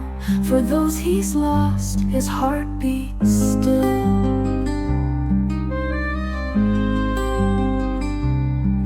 Young Angus fell on distant shore, while Fiona's kiss would come no more. A drunken noble, a vengeful blade, left Harold's world in darkness laid. But from his grief a purpose born, to honor vows that he had sworn. The list unfolds a final wish, a blade resisted a gutted fish.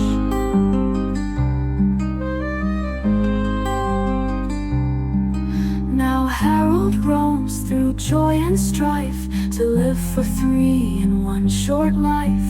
From mountains high to oceans deep, this solemn pledge he vowed to keep.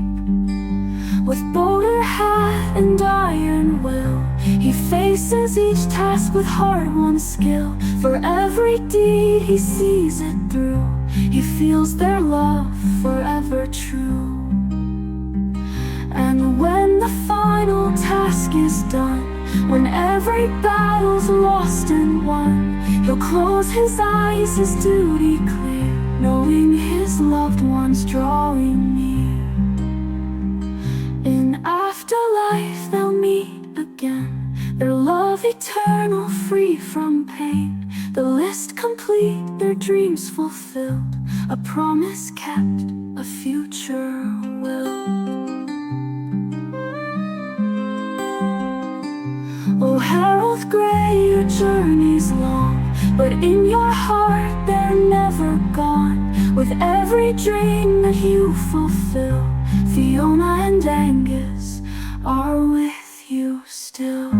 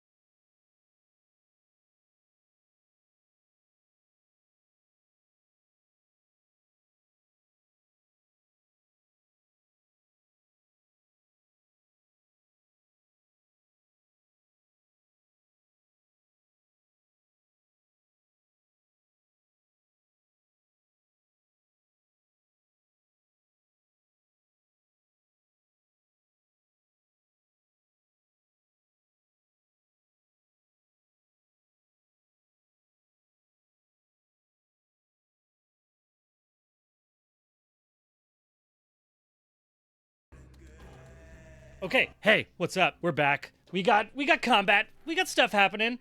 Oh my lord. Arlie, we've had a little break to figure out what our next action is, so we're going to start at the top of your turn. We are in round 8 of this combat. That's like a long time. That's almost a full minute in D&D. Arlie, what's up? What are we doing? We're summoning the family. We're doing spirit guardians. Love it. Love it. Family? Family. Incredible. What's the radius on that again? 15 feet around myself. 15 feet around yourself. Awesome. Man, I just clicked it. D&D Beyond is no, D&D Beyond got ahead of itself. Sorry, it's gonna spam the chat with damage. I'm not damaging anyone. I'm just summoning the family. Okay. Takes an awesome. action. I'm gonna And- create a circle around you, 15 feet diameter, or no radius. That makes sense. I will It's just self/15 feet is what it says. Oh, hold on. The round you have a distance of 15 feet. I could Google it. That's Area what of a D&D Beyond says. Yeah, flit around you to a distance of 15 feet for the duration. So it's a radius. It's a circle with a radius of 15 feet. So cool. I have a circle there around you. That circle on the map is the space that your family's Cool. filling. Yeah, we're partying, Kender style. Big tent party. And then I'm going to just send the quill 20 feet towards the ooze. Cool. You're able to send it right to the mouth of the entrance. There's 20 feet. Yeah. Maybe I should walk. I don't know. Is it what's Elric doing? Is he like retreating or is he fighting? Vicavar says 15 feet. I don't know why Vicavar said 15 feet. Because that's the distance of the spell, and I don't remember what radius or circumference or diameter means, so I couldn't Gotcha. just talk. Yeah. Good. It's radius because you're the center of the circle and it's from you to the edge of it. So Yeah, that's yeah. the radius. I am the center of the party. Yeah. Did you ask what I'm doing? Is Is that what you just Yeah. Oh, well, you saw Elric hack and slash a little bit and then run over here kind of out of your eye shot around the side of the alcove there, kind of peering over to see if he could see Thad, and then he did, and he was like, oh, that's kind of he had this great idea, and then he was like, oh, that's what you see. I think I want to move there so that I can like start getting getting the family involved. Yeah, you can totally do that. Yeah. Yeah, but like hiding my little wounded body around. So you're gonna move there, yeah? Great. Love it. I'm gonna move this with it. And just remind me, Thad, where little Bubo is, because I just have him as an artifact sitting somewhere. But wherever He's been on my shoulder, actually. Awesome. So I'll just have him there with you. Cool. I poofed him. Last game, I poofed him out of existence, and I poofed him back to me. Right. So he's just been on there. So you're just chilling with you. Love it. Cool. So that's gonna be Arlie's turn. Or do you have anything? No, that's it. That's your turn. Sweet. Cool. Okay, so it's gonna be the turn of this monstrosity that Harold just sent 30 feet towards the wall. It is going to. It is right next to Fiona, so it is going to make a attack on Fiona. Does a 16 hit? Yeah. Cool. So the pseudopod, the pseudopod lashes out, reaches around Fiona and like squeezes, tries to pull her in. No, sorry, it does not. Oh, doesn't it? Amazing. Misses. So it reaches out, misses, and she's able to move out of the way. So it is going to try to engulf her and move in her direction. So that'll be a DC 20 strength or dexterity save from Fiona, or she gets engulfed and disappears.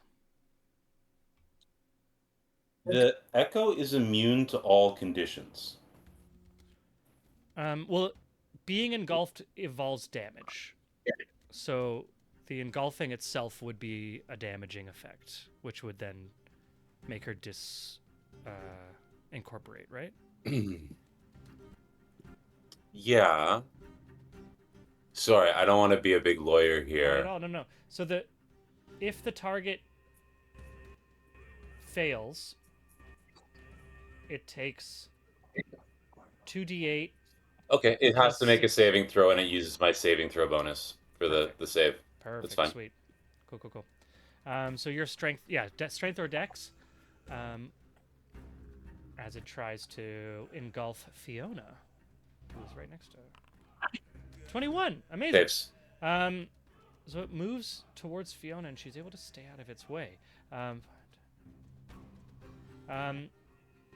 It is able to perceive you as well, Harold, and it is going to continue its movement and try to do the same to you. So it's 5, 10, 15, 20. Let me just double check my Okay. here. Yeah, that's the end of its movement, but it is able to try. I get an opportunity attack. Yep, from Fiona. And I will cast Eldritch Blast again. Sweet.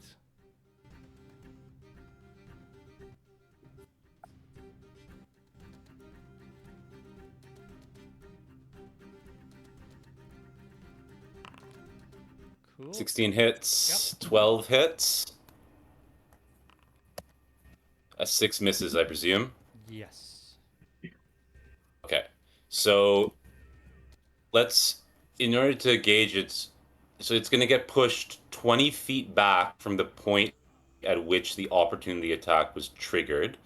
So I guess the easiest way for you to do this would be to take 20 feet off of its total movement and leave it there. If that's still beside me, then it's still beside me because it just kept surging forward, right? So you went from here to here 5, 10, 15, 20. This is when it leaves from her, and it moves in the direction of the attack.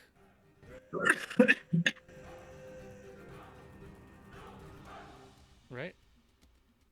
From me in a straight line, 20 feet. Oh, so after it leaves her 5 feet radius. So the attack Suggesting that you do is resolve this by taking its maximum distance off of that, and that's how far towards me it's moved. So the thing that I'm just asking about, because I'm unclear as to what's the origin of the Eldritch Blast. Me. Oh, so when Fiona triggers an opportunity attack, the attack comes from you, not from her. It can come from me and not from her. Oh, cool. Okay, yeah, no, that... Because I have the Warcaster feat, which means that when a hostile creature's movement provokes an opportunity attack from me, I can use my reaction to cast a spell at the creature. Yeah. So it allows me to cast the spell. I couldn't physically attack it. Fiona would have to do that, but I can cast a spell at it. Right, and then the Echo Knight says that when the Echo attacks, that attack can originate from you. So with the Echo Knight as a baseline feature means that I can physically attack either from the Echo's position or my own. But if I'll read you the full. Yeah, it's just about the opportunity. It's okay. Yeah, no, it's when you take the attack action on your turn, you make that action. You can originate from your space or the Echo space. You make the choice for each attack. So on my turn, I am able to cast from either spot. And as a reaction, get an attack as an opportunity attack because of the Warcaster feature. Herald casts a spell. Crazy. So you can... That's wild. Yeah, Echo Knight is wild. So... Echo Knight... Ghost Lance is wild. As a bonus, you can teleport. When you take the attack action, any attack you make with that action can originate from your space or the Echo space, and you can use your reaction to make an opportunity attack against that creature as if you were in the Echo's space. Well, okay, but this is the other thing is that I have the Warcaster feat. Yeah. So when I'm able to cast an opportunity attack, I can use Warcaster feat, invoke that, and cast a spell instead. Right. So My reading is without that the spell would Warcaster happen. feat. Go ahead. My reading of this is that the spell comes from the echo's space. That's the contention. My confusion right now is where the attack originates from, because it says an opportunity attack against the creature is as if you were in the echo space, which seems different than Right. any attack can originate from your space or the echo space. The fact that However, yeah. I'm using the language of the Warcaster feat specifically to cast a spell instead of taking an opportunity attack. So the opportunity attack itself would be bound by that restriction. No, the spell but counts the as an opportunity Warcaster, attack, though, right? the Warcaster feat, when a hostile creature's movement provokes an opportunity attack from you, you can use your reaction to cast a spell at the creature rather than making an opportunity attack. So it is these conditions together that combine to essentially create this dynamic. It's not just the Echo Knight. I had to spend a feat to get Warcaster to be able to do this.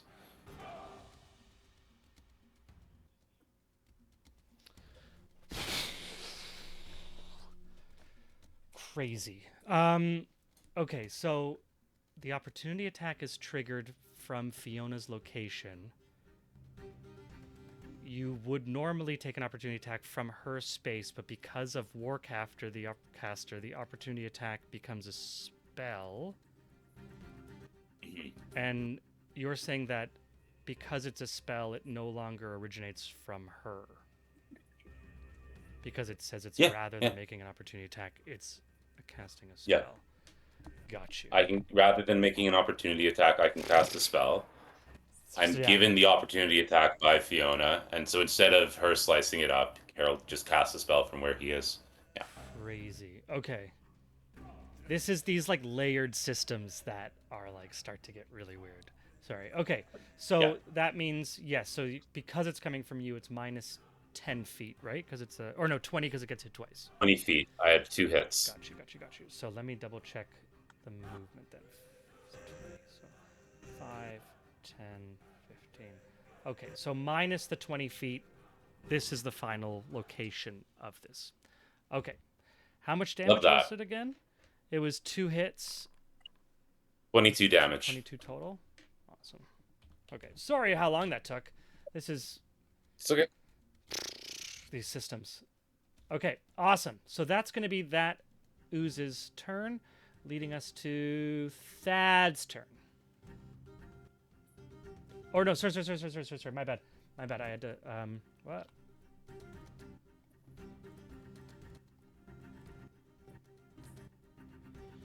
This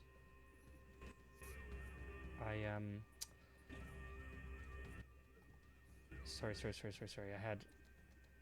have another.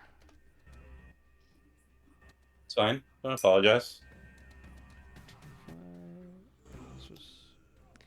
You're running 2 different maps right now, so I think you're okay. Back on the one map, luckily. but these oozes grow and shrink and move and change.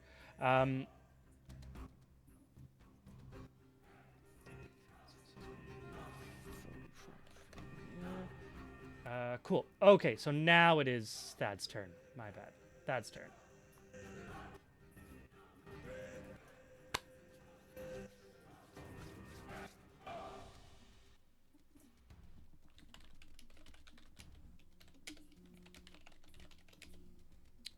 Cool. You're on mute, though. Sorry, Sam. I have enough movement to run exactly to where I am. I'm going to reach out and I'm going to touch my dragon friend. I'm going to look through the doorway to get my positioning. I'm going to look at the blob and I'm going to say tick, tick, boom. And we're going to pop roughly to like right over here on the other side of the family. Sweet. So you're popping yourself in there. Wow, that was a killer move, dude. Sweet. And it's gonna take 3d10 thunder damage, and I believe it's a Constitution save. Yo. Okay. Damn. Yeah. It's 18 is what you got to beat. Okay. Nat 1, it's going to spend a legendary resistance to succeed. How many of those does it have? They have 3. 3. All right. I've knocked down 2 of them. Yeah. You're doing good. So it will take half of 15. 7. It rounds down. Yeah, it always rounds down. Awesome. Cool. Yeah, and you get this free damage on the teleport. That's crazy. Yeah. Amazing. No, it's when I saw that spell, I was like, oh, it's a 90. It's only 90 feet, and I have to see it, but I can snag at least one other person. That's huge. Yeah. And then I'm just gonna reposition myself because I have a little bit of extra move left here, and I'm gonna start blade singing. Nice. Cool. And that's my turn. You begin your singing, and I think at this point, because everyone is breathing, everyone does have disadvantage on attack rolls. They're poisoned. I haven't made an attack roll yet. Exactly. You guys are sneaky. You guys are very sneaky, y'all. Cool. That's going to end Thad's turn. It is going to be this massive black ooze here in the Godblood. It is going to surge forward through this space. It has an amorphous shape, so it can fit through that without needing to slow down or squeeze. But it is in Arlie's family party now. And I don't know if the ooze was invited to the cookout. So how much damage does this ooze receive as it starts to try to come barrel down into this space? And it is like a hobbit part. Like it has that like it makes me laugh that the radiant damage is so damaging for such a cheerful party. It has to make Vicavar's right. It does have to make a wisdom save, so it could just be half damage. Okay, let me make that wisdom save right now. What's the DC? DC is 17. 17. It fails, and it is going to blow its last legendary resistance. Yes. Sean is correct. Penny whistles. Like you're just getting radiantly trampled to death by shoeless hobbits. By hippies. And their penny whistles. By short hippies. By hippies.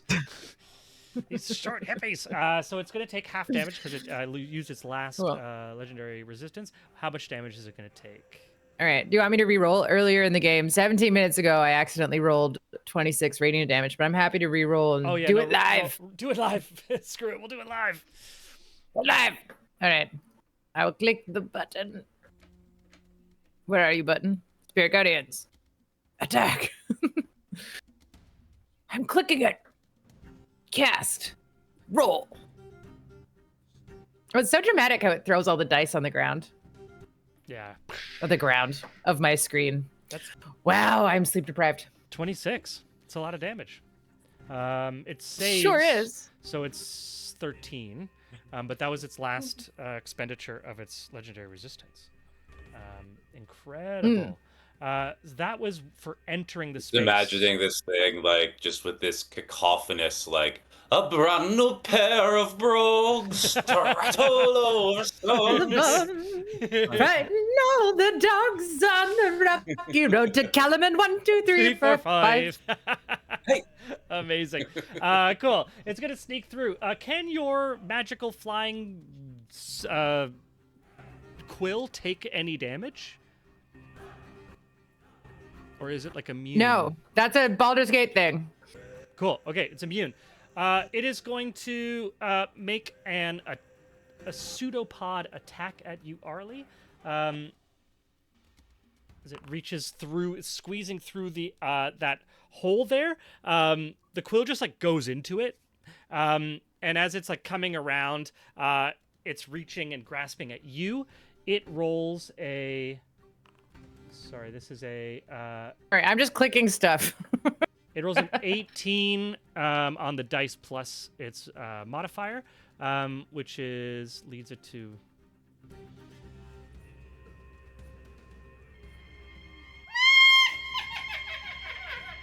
18 plus 12. So it's gonna hit. That's gonna be If my spiritual weapon gets an attack of opportunity, I don't think it does. But does it get a whatever? It's fine. the spiritual weapon. The spiritual weapon's like about entering space, right?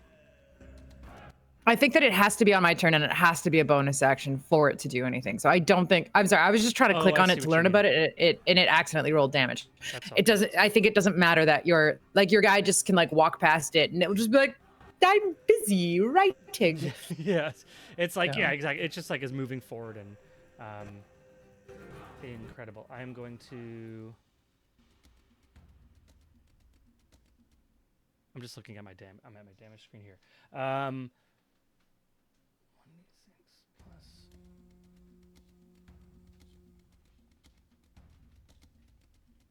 Plus.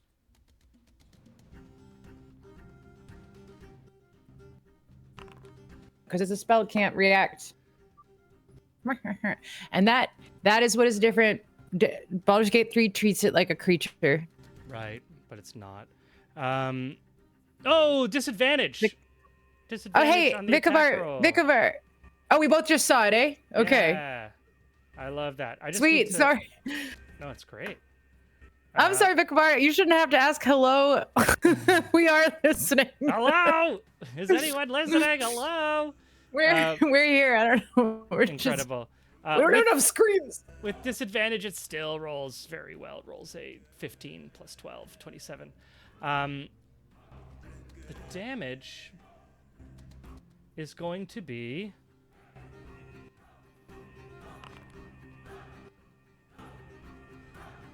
$28 damage. I think that's almost... Is that enough to drop? 28. That brings you down to 1 hit point, I believe, Harley. If I'm not mistaken. Is that correct?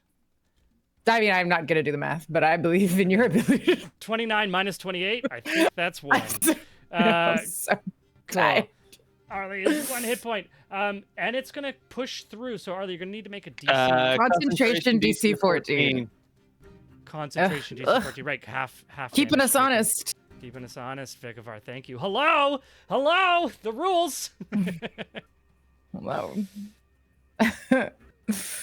I forget how to roll this. Well, we go and click the concentration button. That's not correct. It's a Constitution saving throw. It's the same. Thank you. No, thanks, Vicovar. We love it. We're everyone's tired today. Wait, is it? We're all just trying to get through. I love it. Constitution saving throw. Yeah, that's what it is for concentration. 26. So you succeed in your concentration. Incredible.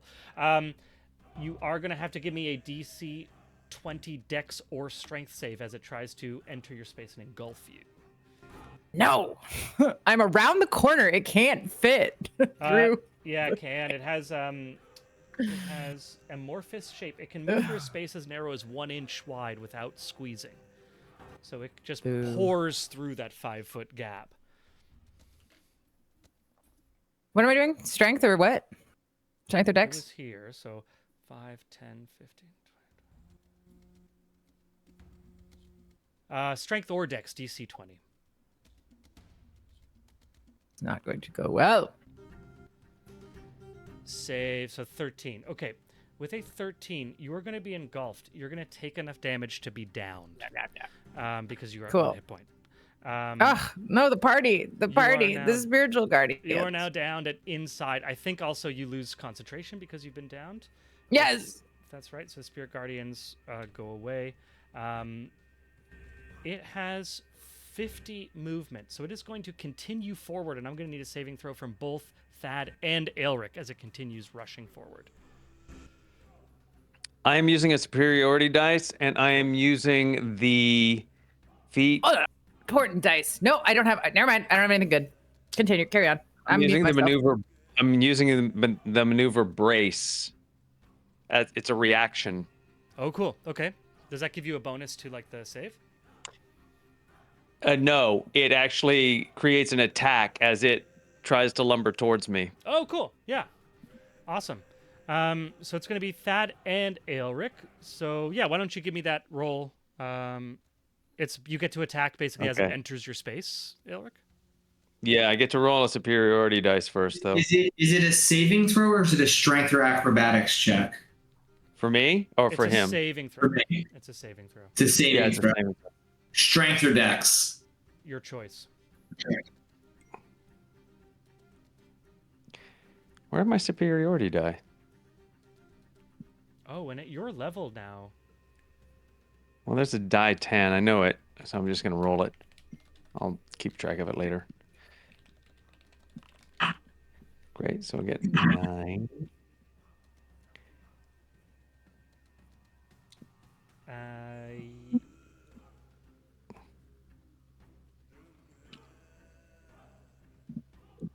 Yeah, you have D10s. They're D10s.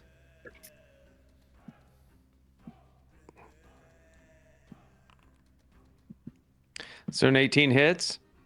Yeah.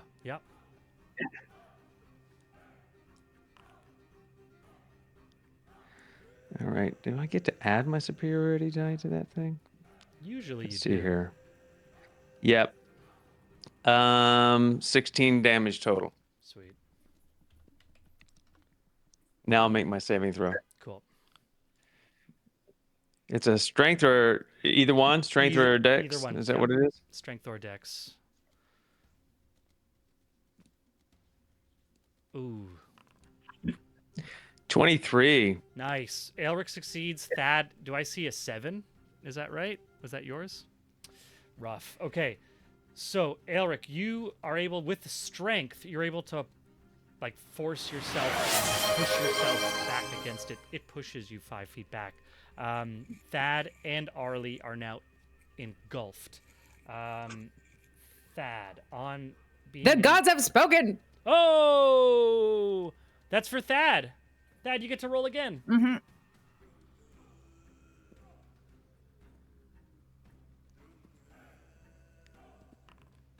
Ooh, 11.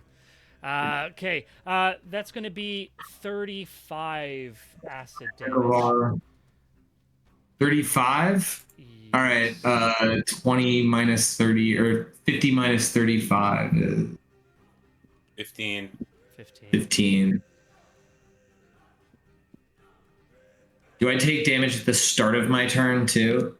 Let me see the rule. Or at the end of my turn? At the start of its turns. Oh, at the start of its turns. Yeah. Perfect. Awesome. Horrifying. So Arlie is down, going to be taking death saving throws. Thad is engulfed as well. Aelric is standing just outside, having prevented himself from being engulfed. And it is now Aelric's turn.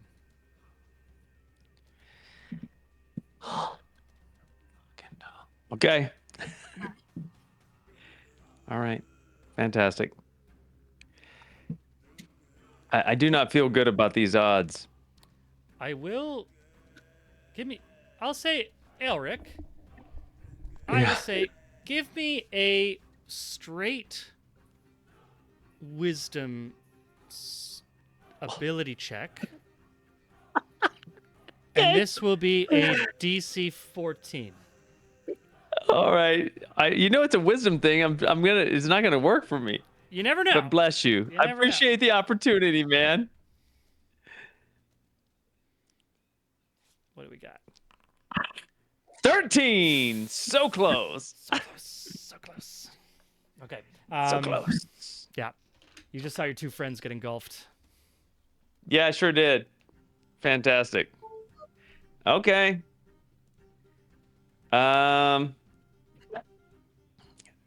Great. We're going in. Right. Wait, where's my character sheet go? There it is. And Harold's going to be on deck. Or Helder's on deck. Whew. All right. For goodness sakes.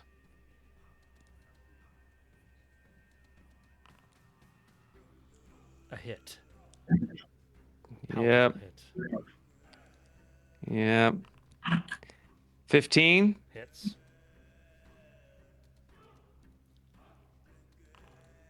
14. Just hits. Thank the Lord. Good God. Okay. That's 3 hits. Yeah, I forgot to ask something. Yeah. So this sunblade has versatile damage. Two-handed wielding's different than dual wielding, right? I can't use this as a two-handed sword, right? Long I didn't think so. swords. Well, this actually can be used versatile.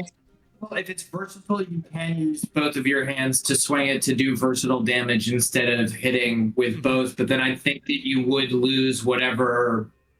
I don't have this sword right now because it doesn't do it. Yeah. Yeah. So yeah, you can swing versatile. Yep. So therefore, instead of rolling 1d8 plus, you're rolling 1d10 plus. I've been doing this wrong this entire fight. I mean, I think what we're saying in game is you've been fighting with swords in both hands. You've been choosing not to use one of them, but at a certain point, you just decided like, okay, 2 hands. Right. So that's the justification, I think. And you're not using Great. a shield. That's perfect. 35 points of damage. Hell yeah, 35. No, 33 points of damage. Sorry, 33 Okay. points of damage. 33 points of damage. Boom. Lots of damage. Amazing. Anything else from Aelric? I think not, because everything else I was going to do, my party got. I was going to try to use the commander strike finally, but my party got absorbed. You can't see them now. Yeah, you can't see them. I do have movement. Mhm.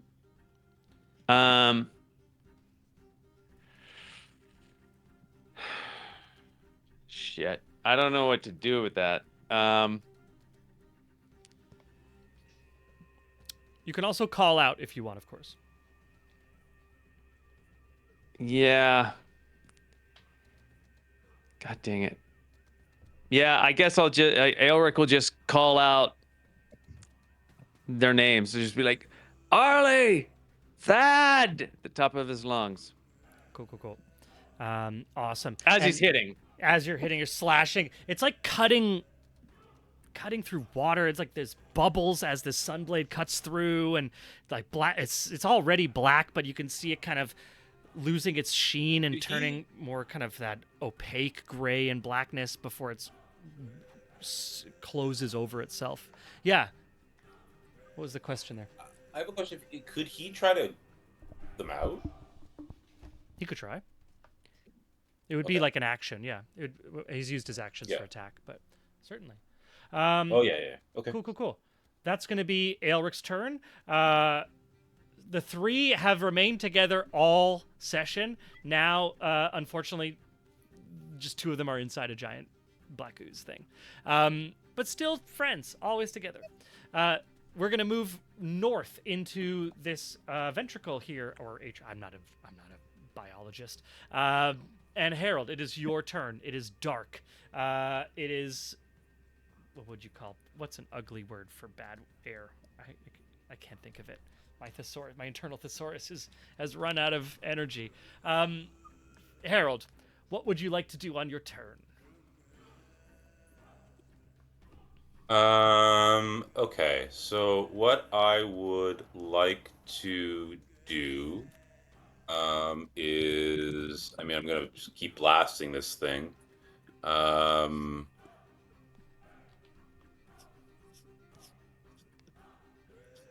Just a second. Sorry. Mm-hmm. 5, 4, 3, 2, 1. Okay. So yeah, I'm just gonna blast at this thing. Cool, blast away.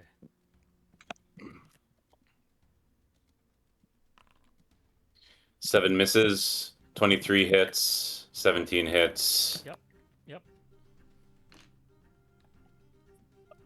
Fetid. That's what I was looking for. Thank you, Vicar. I was looking for fetid. That was the word I was Doing looking for. 25 damage and moving it back an additional 20 feet.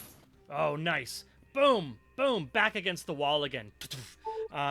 And another 25 damage, you say. Incredible.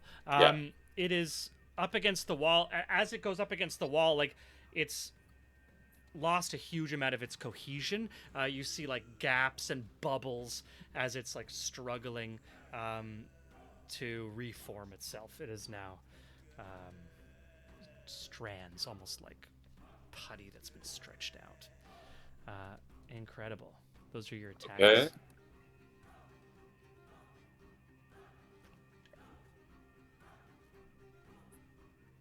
Am I hearing... Did I hear the fireball go off? When Thad cast the fireball, like, am I aware that there is another fight currently happening?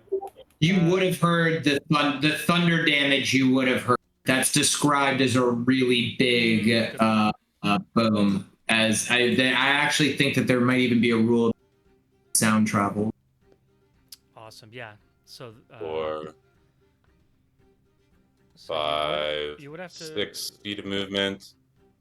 Then Fiona will move. By the way, this is a wall. Oh, I thought I could just do that. Sorry. Oh yeah, no. The ship is a wall. Sorry, I just. So let me pass through. I just created them. Just to, Okay. Now I've deleted them. Where was I? I was You were here. Yeah, that's where you were. Is all of the areas of the ship a wall? Yeah. Okay. So I will 1, 2, 3, 4, 5, 6. And Fiona is going to move 1 down into the right. Cool. Right there. Yep. Awesome. That'll be Harold's turn. What's your... I can take a bonus action and dash, can I? For sure. Bonus action? Only rogues can Yeah. do that. Only a rogue can take a bonus action and dash, right? Yeah. Yep. Okay. And I'm not a rogue anymore. Not a rogue anymore. I will say though, I'm gonna roll this. Amazing.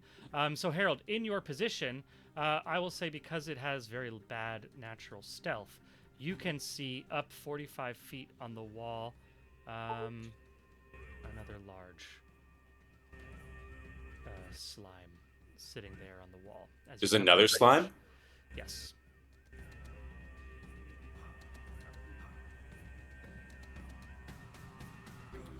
Cool. That's going to be Harold's turn.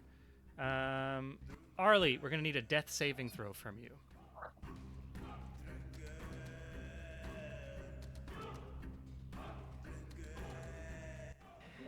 Holy shit. Roll one of those. It is a D20. D20 DC 10, I think. Yeah. Yep. Oh, cool. No, sorry, wrong. I'll do it again. I don't know. Wait, hold on. We can break. No, just take 20. the first one. Take It the wasn't. first one? It wasn't. I clicked it too many times. Oh, I mean, they're 12. both 12 is still good, so that's a success. So that's one success. So you need 2 more successes to come back. Sweet. Nice. Incredible. That's Arlie's turn, bringing us to this ooze that Harold just pushed back. It slides off the wall, Harold, behind you. It starts pooling back together, forming, trying to form back into something. It's going to reach out and attack at Fiona, who sits right next to it. 25 to hit. Yeah, that'll hit. Okay. And it does damage, so she disappears. And it will try to move. It will try to move to engulf you here, Harold. So it'll be a saving throw, strength or dex.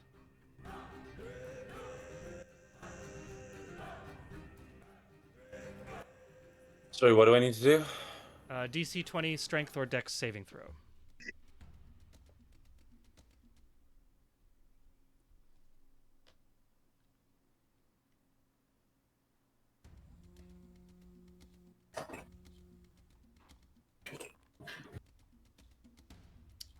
I'm gonna use a charge of lucky. Cool. Ooh. Yeah, I get nommed. Okay, you get nommed, and that's going to be... I have to look at this again. 28 acid damage as it engulfs you.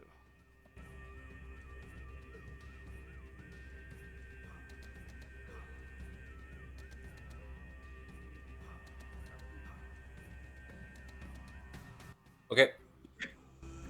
Cool. This other... Other ooze. Where'd the other ooze come from? The other ooze actually was the one of the pieces that the Balgura was next to it, and it was reduced to a small, and because its orders were to attack the other one, it left it, and these regenerate a little bit of health every turn, and it's been ignored ever since it was left alone. So it's come back from like a tiny amount and just kept growing. Incredible. But it is going to remain there on the wall at this point. It might actually just close distance here to the entrance. And we're going to go to Thad. This is going to be, you are blinded and you cannot breathe, but you are not taking damage yet. Arlie is within 5 feet of me, I would assume, by being in the same mass as me. I'll say I'm going to roll a luck check because it's 15 by 15, so it's possible that you aren't. But I'll say DC 10 you are. 13 you are. Okay, awesome. With the first layer outside of the heart deck of the ship is within 500 feet of us. Yeah. Oh, yeah. Yeah. So I'm going to cast Dimensional Door. Okay. Oh, whoa. Okay. I do not need to have a line of sight. I just need to be able to visualize a place. I've never cast this before, and I can take one willing creature that's up to 5 feet away from me. I'm gonna say that a success on a death saving throw is a will to live, even if unconscious. I think it's an ally for sure. Yeah. Yeah. And so I don't know. It's like an instantaneous thing, but both of us are enveloped in shadow. Like, all of this is inside of just opaque darkness. So it's opaque darkness inside of opaque darkness. But I guess the ooze feels an emptiness inside of itself. And the two of us are going to onto the breathable part we're not going very far from outside of the heart, but we are going into outside. Yeah, to the outside for just 2 seconds, and you should go to the treant. That's so far away from the two of you. If Harold is in, I still have I thought about that, but I was like, nobody. Also, unfortunately, the treant. Well, actually, 100, 200. The gods have spoken. The gods have spoken. That has advantage on the luck roll. Technically, the treant is within 500 feet. Technically, so you could. Yeah, but I don't. It's a tough call to take because that takes us very far away from that. I mean, we might be facing a TPK or at least a half of one if we're not available. If your magic users leave. We can't get that far away. What's everybody's health like? Like, somebody needs to survive, man. That's all I'm saying. Like, somebody needs to survive. It's pretty rough. I mean, Arlie's You- down. I'm not sure about the rest. Harold looks low. Thad's low. Right, but if you get your healer up, Well, yeah, everybody benefits. I can get you up. I can get you up on my next turn. Around. Yeah. But I'm no good to you if I'm over by a nefarious treant. Now I'm taking us. Those are two. There's two very injured oozes and one fully health ooze with not too banged up. Like, Arlick, what's your health situation like? You're muted. I'm 2 down. You have 2 HP down. All right, yeah. I'm going to the breathable thing, and I'm popping us there. Breathing in, and I'm going to, with my movement, I'm going to take a lung of air, pop my. Oh, Harold's in a thing. I don't know that. I'm gonna scream at full blast into the heart. We're okay. We're on the outside deck. Cool. And then I'm gonna pop back out, and I'm gonna like hover over. No, I'm gonna drag Arlie now that I'm out from it. I'm gonna use the rest of my movement just to get a little bit more distance in case if like those things have 50 feet of movement. I just want to make sure that one of those things can't get close to me in one of its turns without dashing. Got you. I'm gonna put you in the other map as well, but I'm also gonna leave you just in our first. Yeah. Where you are. Yeah. But cool. We'll call you like back here. Awesome. Incredible getting yourself out of there before any damage occurs. Really good move.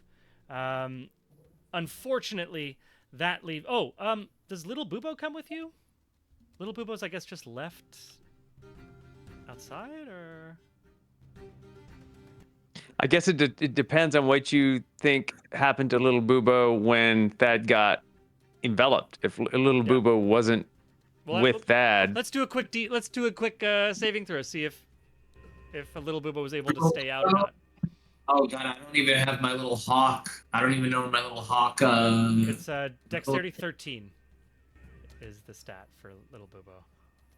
Dexterity 30. I don't know what that saving throw would be. So it's +1. I think it's +1. Yeah. Okay, +1. +1 it is. Poor Little Bubo. We're in triage. You had a 19 or a 20. 10. 10. Okay, so Little Bubo was taken in, unfortunately. Then one. And Little Bubo does not have the HP to survive that. Little Bubo has 1 hit point. Yeah. Okay. Amazing. That's going to be Thad's turn, bringing us back to the Black Ooze here. Oh, for some reason. Oh, Thad and Arlie. Oh no, when I moved you, you got out of initiative. I can't remember where you were, and I think you were. Arlie went right before me. It went me. Arlie was before me. Then it was Black Ooze, Arlick, I believe. Cool. So I have this. Yeah. Amazing. Okay, the Black Ooze. It is just Aelric and the Black Ooze. Aelric. Come on, man. Thad's turn. There's a weird, it's you see your friends go in, and then there's and then you see like a kind of collapse in 2 places, and there's like a farting noise as this chamber of gas appeared inside the ooze and was then expelled as it collapsed. So it's 2 very clear ones, and it is going to make a pseudopod attack at you. I'm bracing again. Okay, it's not moving yet. Well, if it reaches out though and attacks me, I can still cool. brace Just for on the an attack. Amazing. Anytime it comes into the space. Oh, amazing. Yeah. Okay. Cool. So it's going to be 21 to hit. You can do your brace, and I'll roll the damage. Good God, man. So it's going to be 20 damage. Hold on. You roll the superiority die. Mhm. 4. Damn it. Okay. Vicovar was yeah. Little Boobo was around, but What is? failed the saving throw. So Little Boobo got to. Oh sweeten yeah, up. yeah. Aelric in the Black Ooze. Man. Sorry, this is taking forever. No. High stakes.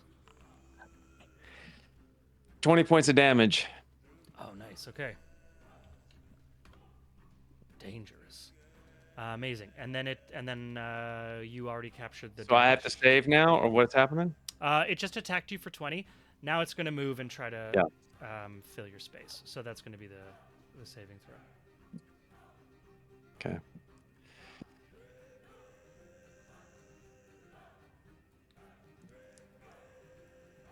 What's the saving throw again? I'm so sorry. Oh, yeah, Strength? Strength It doesn't or matter. Dex. Gotcha. What is it? DC 20. What's DC 20? Okay. I missed it, but I'm going to use Indomitable. Hell yeah. There you go. Fighter. That means you just auto succeed, right? No. Oh. No, I wish. I get to re-roll a saving throw that I fail. Oh, cool. Yeah. All right, let's re-roll that. Fuck. 15. It's the disadvantages, man. So it's All right. disadvantages. It's got me. All right, it's got you, and it's going to be 2d8 plus 6 plus. Just want to double check this is the damage. Oh, no. Hey, I just got The I got the god. Oh, Vicovar, I hope I can do you right, buddy. I so hope I can do you right. It's strength. What's your modifiers +4? Plus, on my saving throws, it's actually +8. I've just been rolling like shit. Yeah. Oh, it's been 7 + 8. Got it. Yeah. All right. You can do it. You just need a 12. You need. Yeah, I know. Here we go. Come on. Oh, god dang, man. Worse still. Shit. I rolled a 2 and a 3, man. Whoa. Come on. Okay, that is going to be, as you are engulfed, an additional 25 acid damage. Okay, hold on 1 second. Hold on 1 second. Yeah, of course. Where is it? No, never mind. I've burned it. Ooh, Okay. Okay. Got It's it. going to be 5 Okay. feet, and then 50, so 5, 10, 20, 30. It's going to end up here. As it starts moving ya. Which takes you to your turn, Aelric, at the top of round 10. I just yield and succumb to death. I'm tired of fighting. It just took all the fight out of me. I've never seen my players so defeated. Well, Arlie would respond in some kind of a way if she wasn't also dead. Also dead. Oh no. Yeah, I mean, he Aelric, figures, you yeah, I had a can pretty good attack- run. Aelric, you can attack from during your turn. You just attack with disadvantage, which you have anyways. So you can attack from inside. Okay. All right. You've been dealing massive damage with the Sunblade, though. Like, I know. It's just so funny. It's just so funny. All right. Here we go.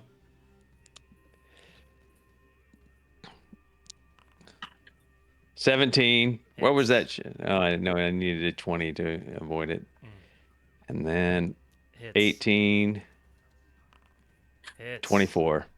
3 good hits.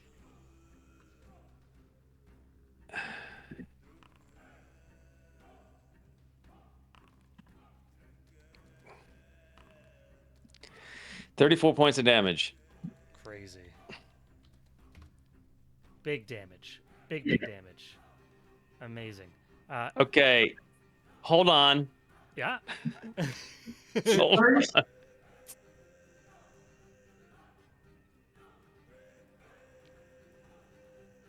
on. Never mind. Do I? Never mind.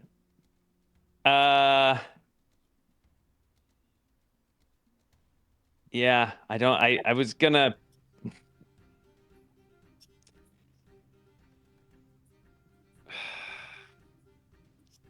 No, I can't. I've already burned it. I don't have another bonus action. Okay. Okay, that's all I got. Okay, that's going to take us to Arlie, lying next to Thad, unconscious for her second death saving throw. This is a flat D20 DC 10.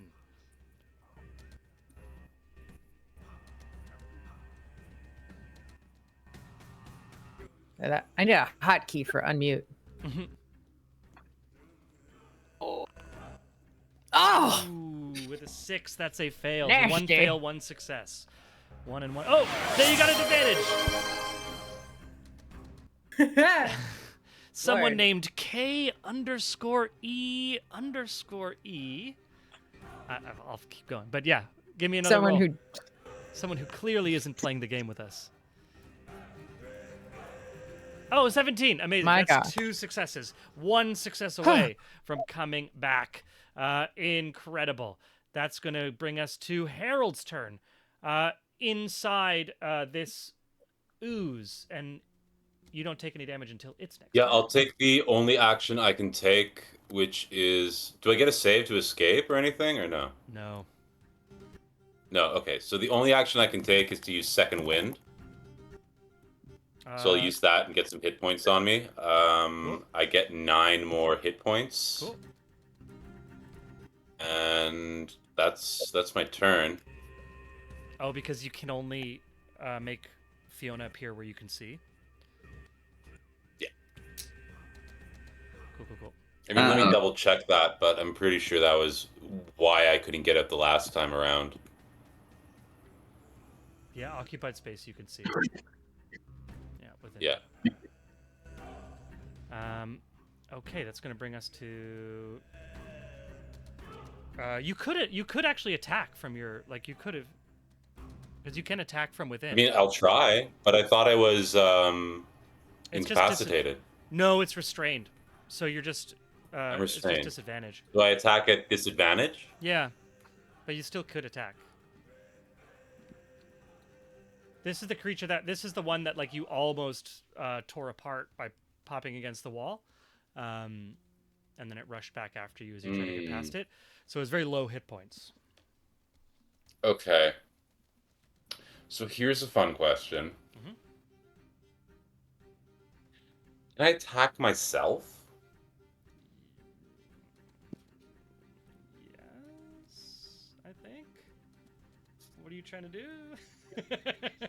I think you can. Because if I hit myself, I would be thrown back 10 feet. Oh.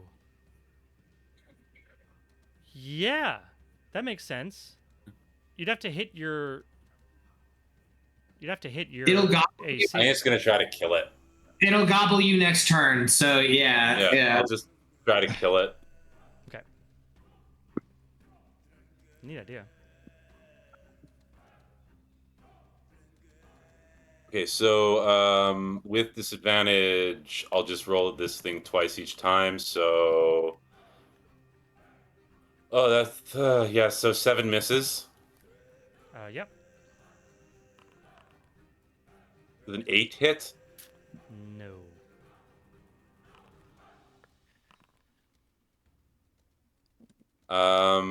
I'll use one more charge of luck. Does an 11 hit? 11 does hit. Okay, great.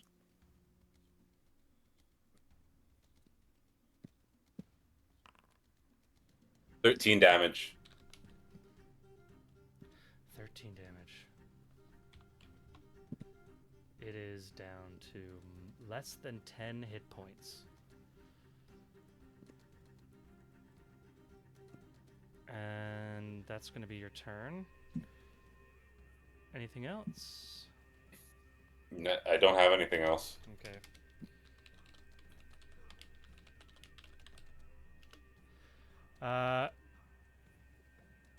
Okay. Beginning of this turn, it's going to regenerate some, and as you are engulfed, you will take 2d12. That's going to be 13 acid damage. Could be worse. And Man, 13 is lucky. and it can't sense anything else around it, so it's not going to move anywhere, as it's just digesting. We have this other, which is going to keep. Oh.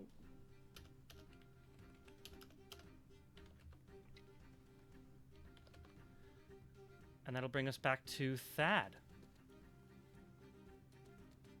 I'm going to cast 3rd level Cure Wounds on Arlie. Amazing. Hell yeah. For 17 hit points. Incredible. What does it look like when Much Thad appreciated. creates, does a healing spell? Oh no, Thad's healing spells are very painful, right?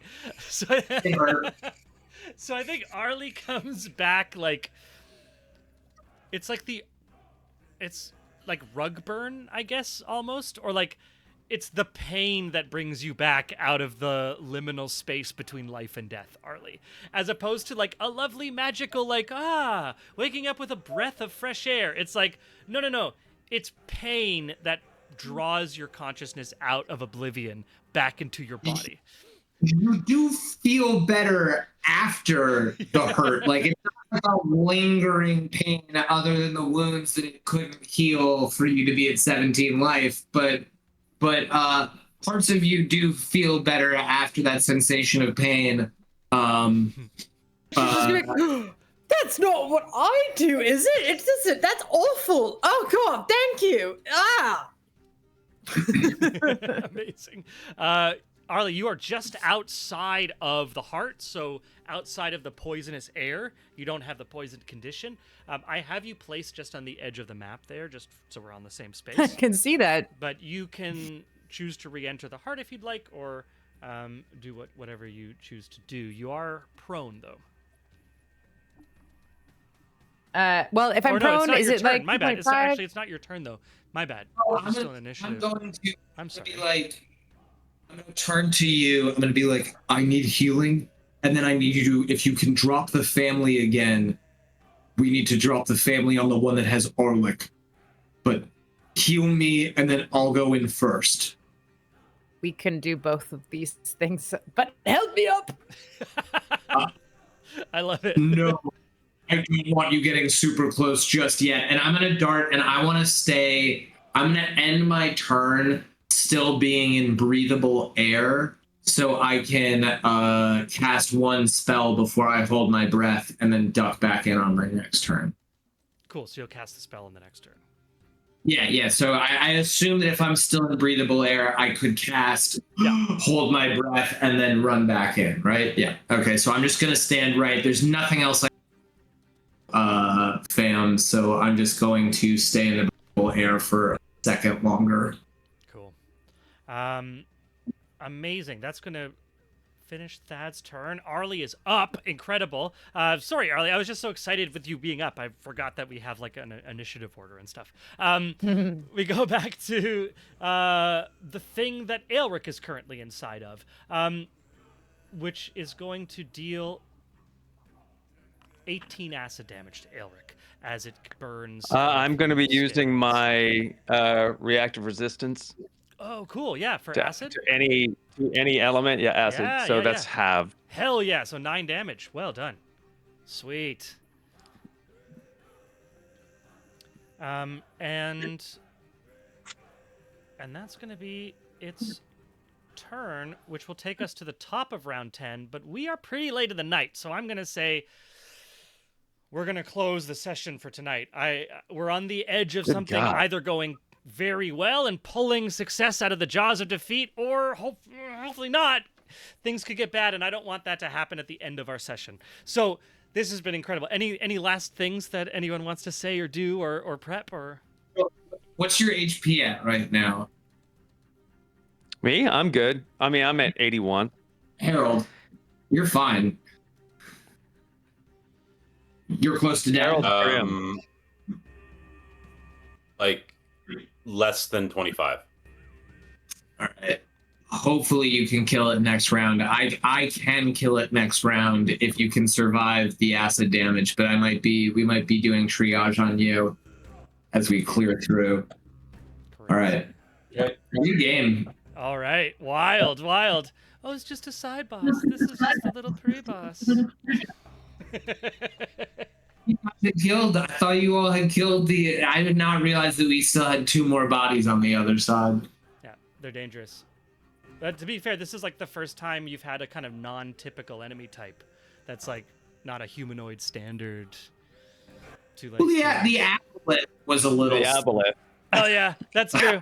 18 That months ago, yeah, that aboleth was a bit of a. Was in a pool of water, like that was almost a full 2 years ago. Yeah. All right. Decoys. All right, gang. Okay. Well, thank you guys so much. Thank you for the players, Michael Keed, Sean Boyd, Sam Gilroy, Claire Hogan. Thank you for tuning in, watching with us, either live or in some future time and place. Hope you enjoyed it. Remember to tell your friends. We want to grow. We want to get bigger and bigger and have a better audience, and we love it all. So, spread the good word. But until next time, my name is Coy, and keep rolling them dice. Roll the dice!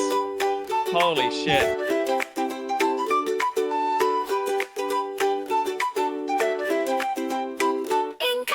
Manner born to nobility, Ollie danced through life with frivolity. Parties and balls, a life so grand. Little did she know what fate had planned. Ollie, the wandering candlemaker, chosen by Sybil in her destiny's down. Escape from towers of pain, but to the open road, a reluctant cleric with powers bestowed.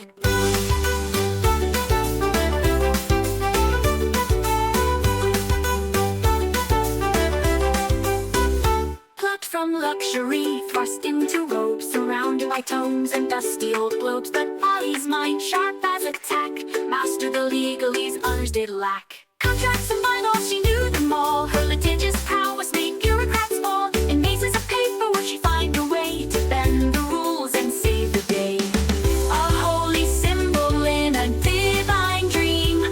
Not all in the tower is as it may seem. A true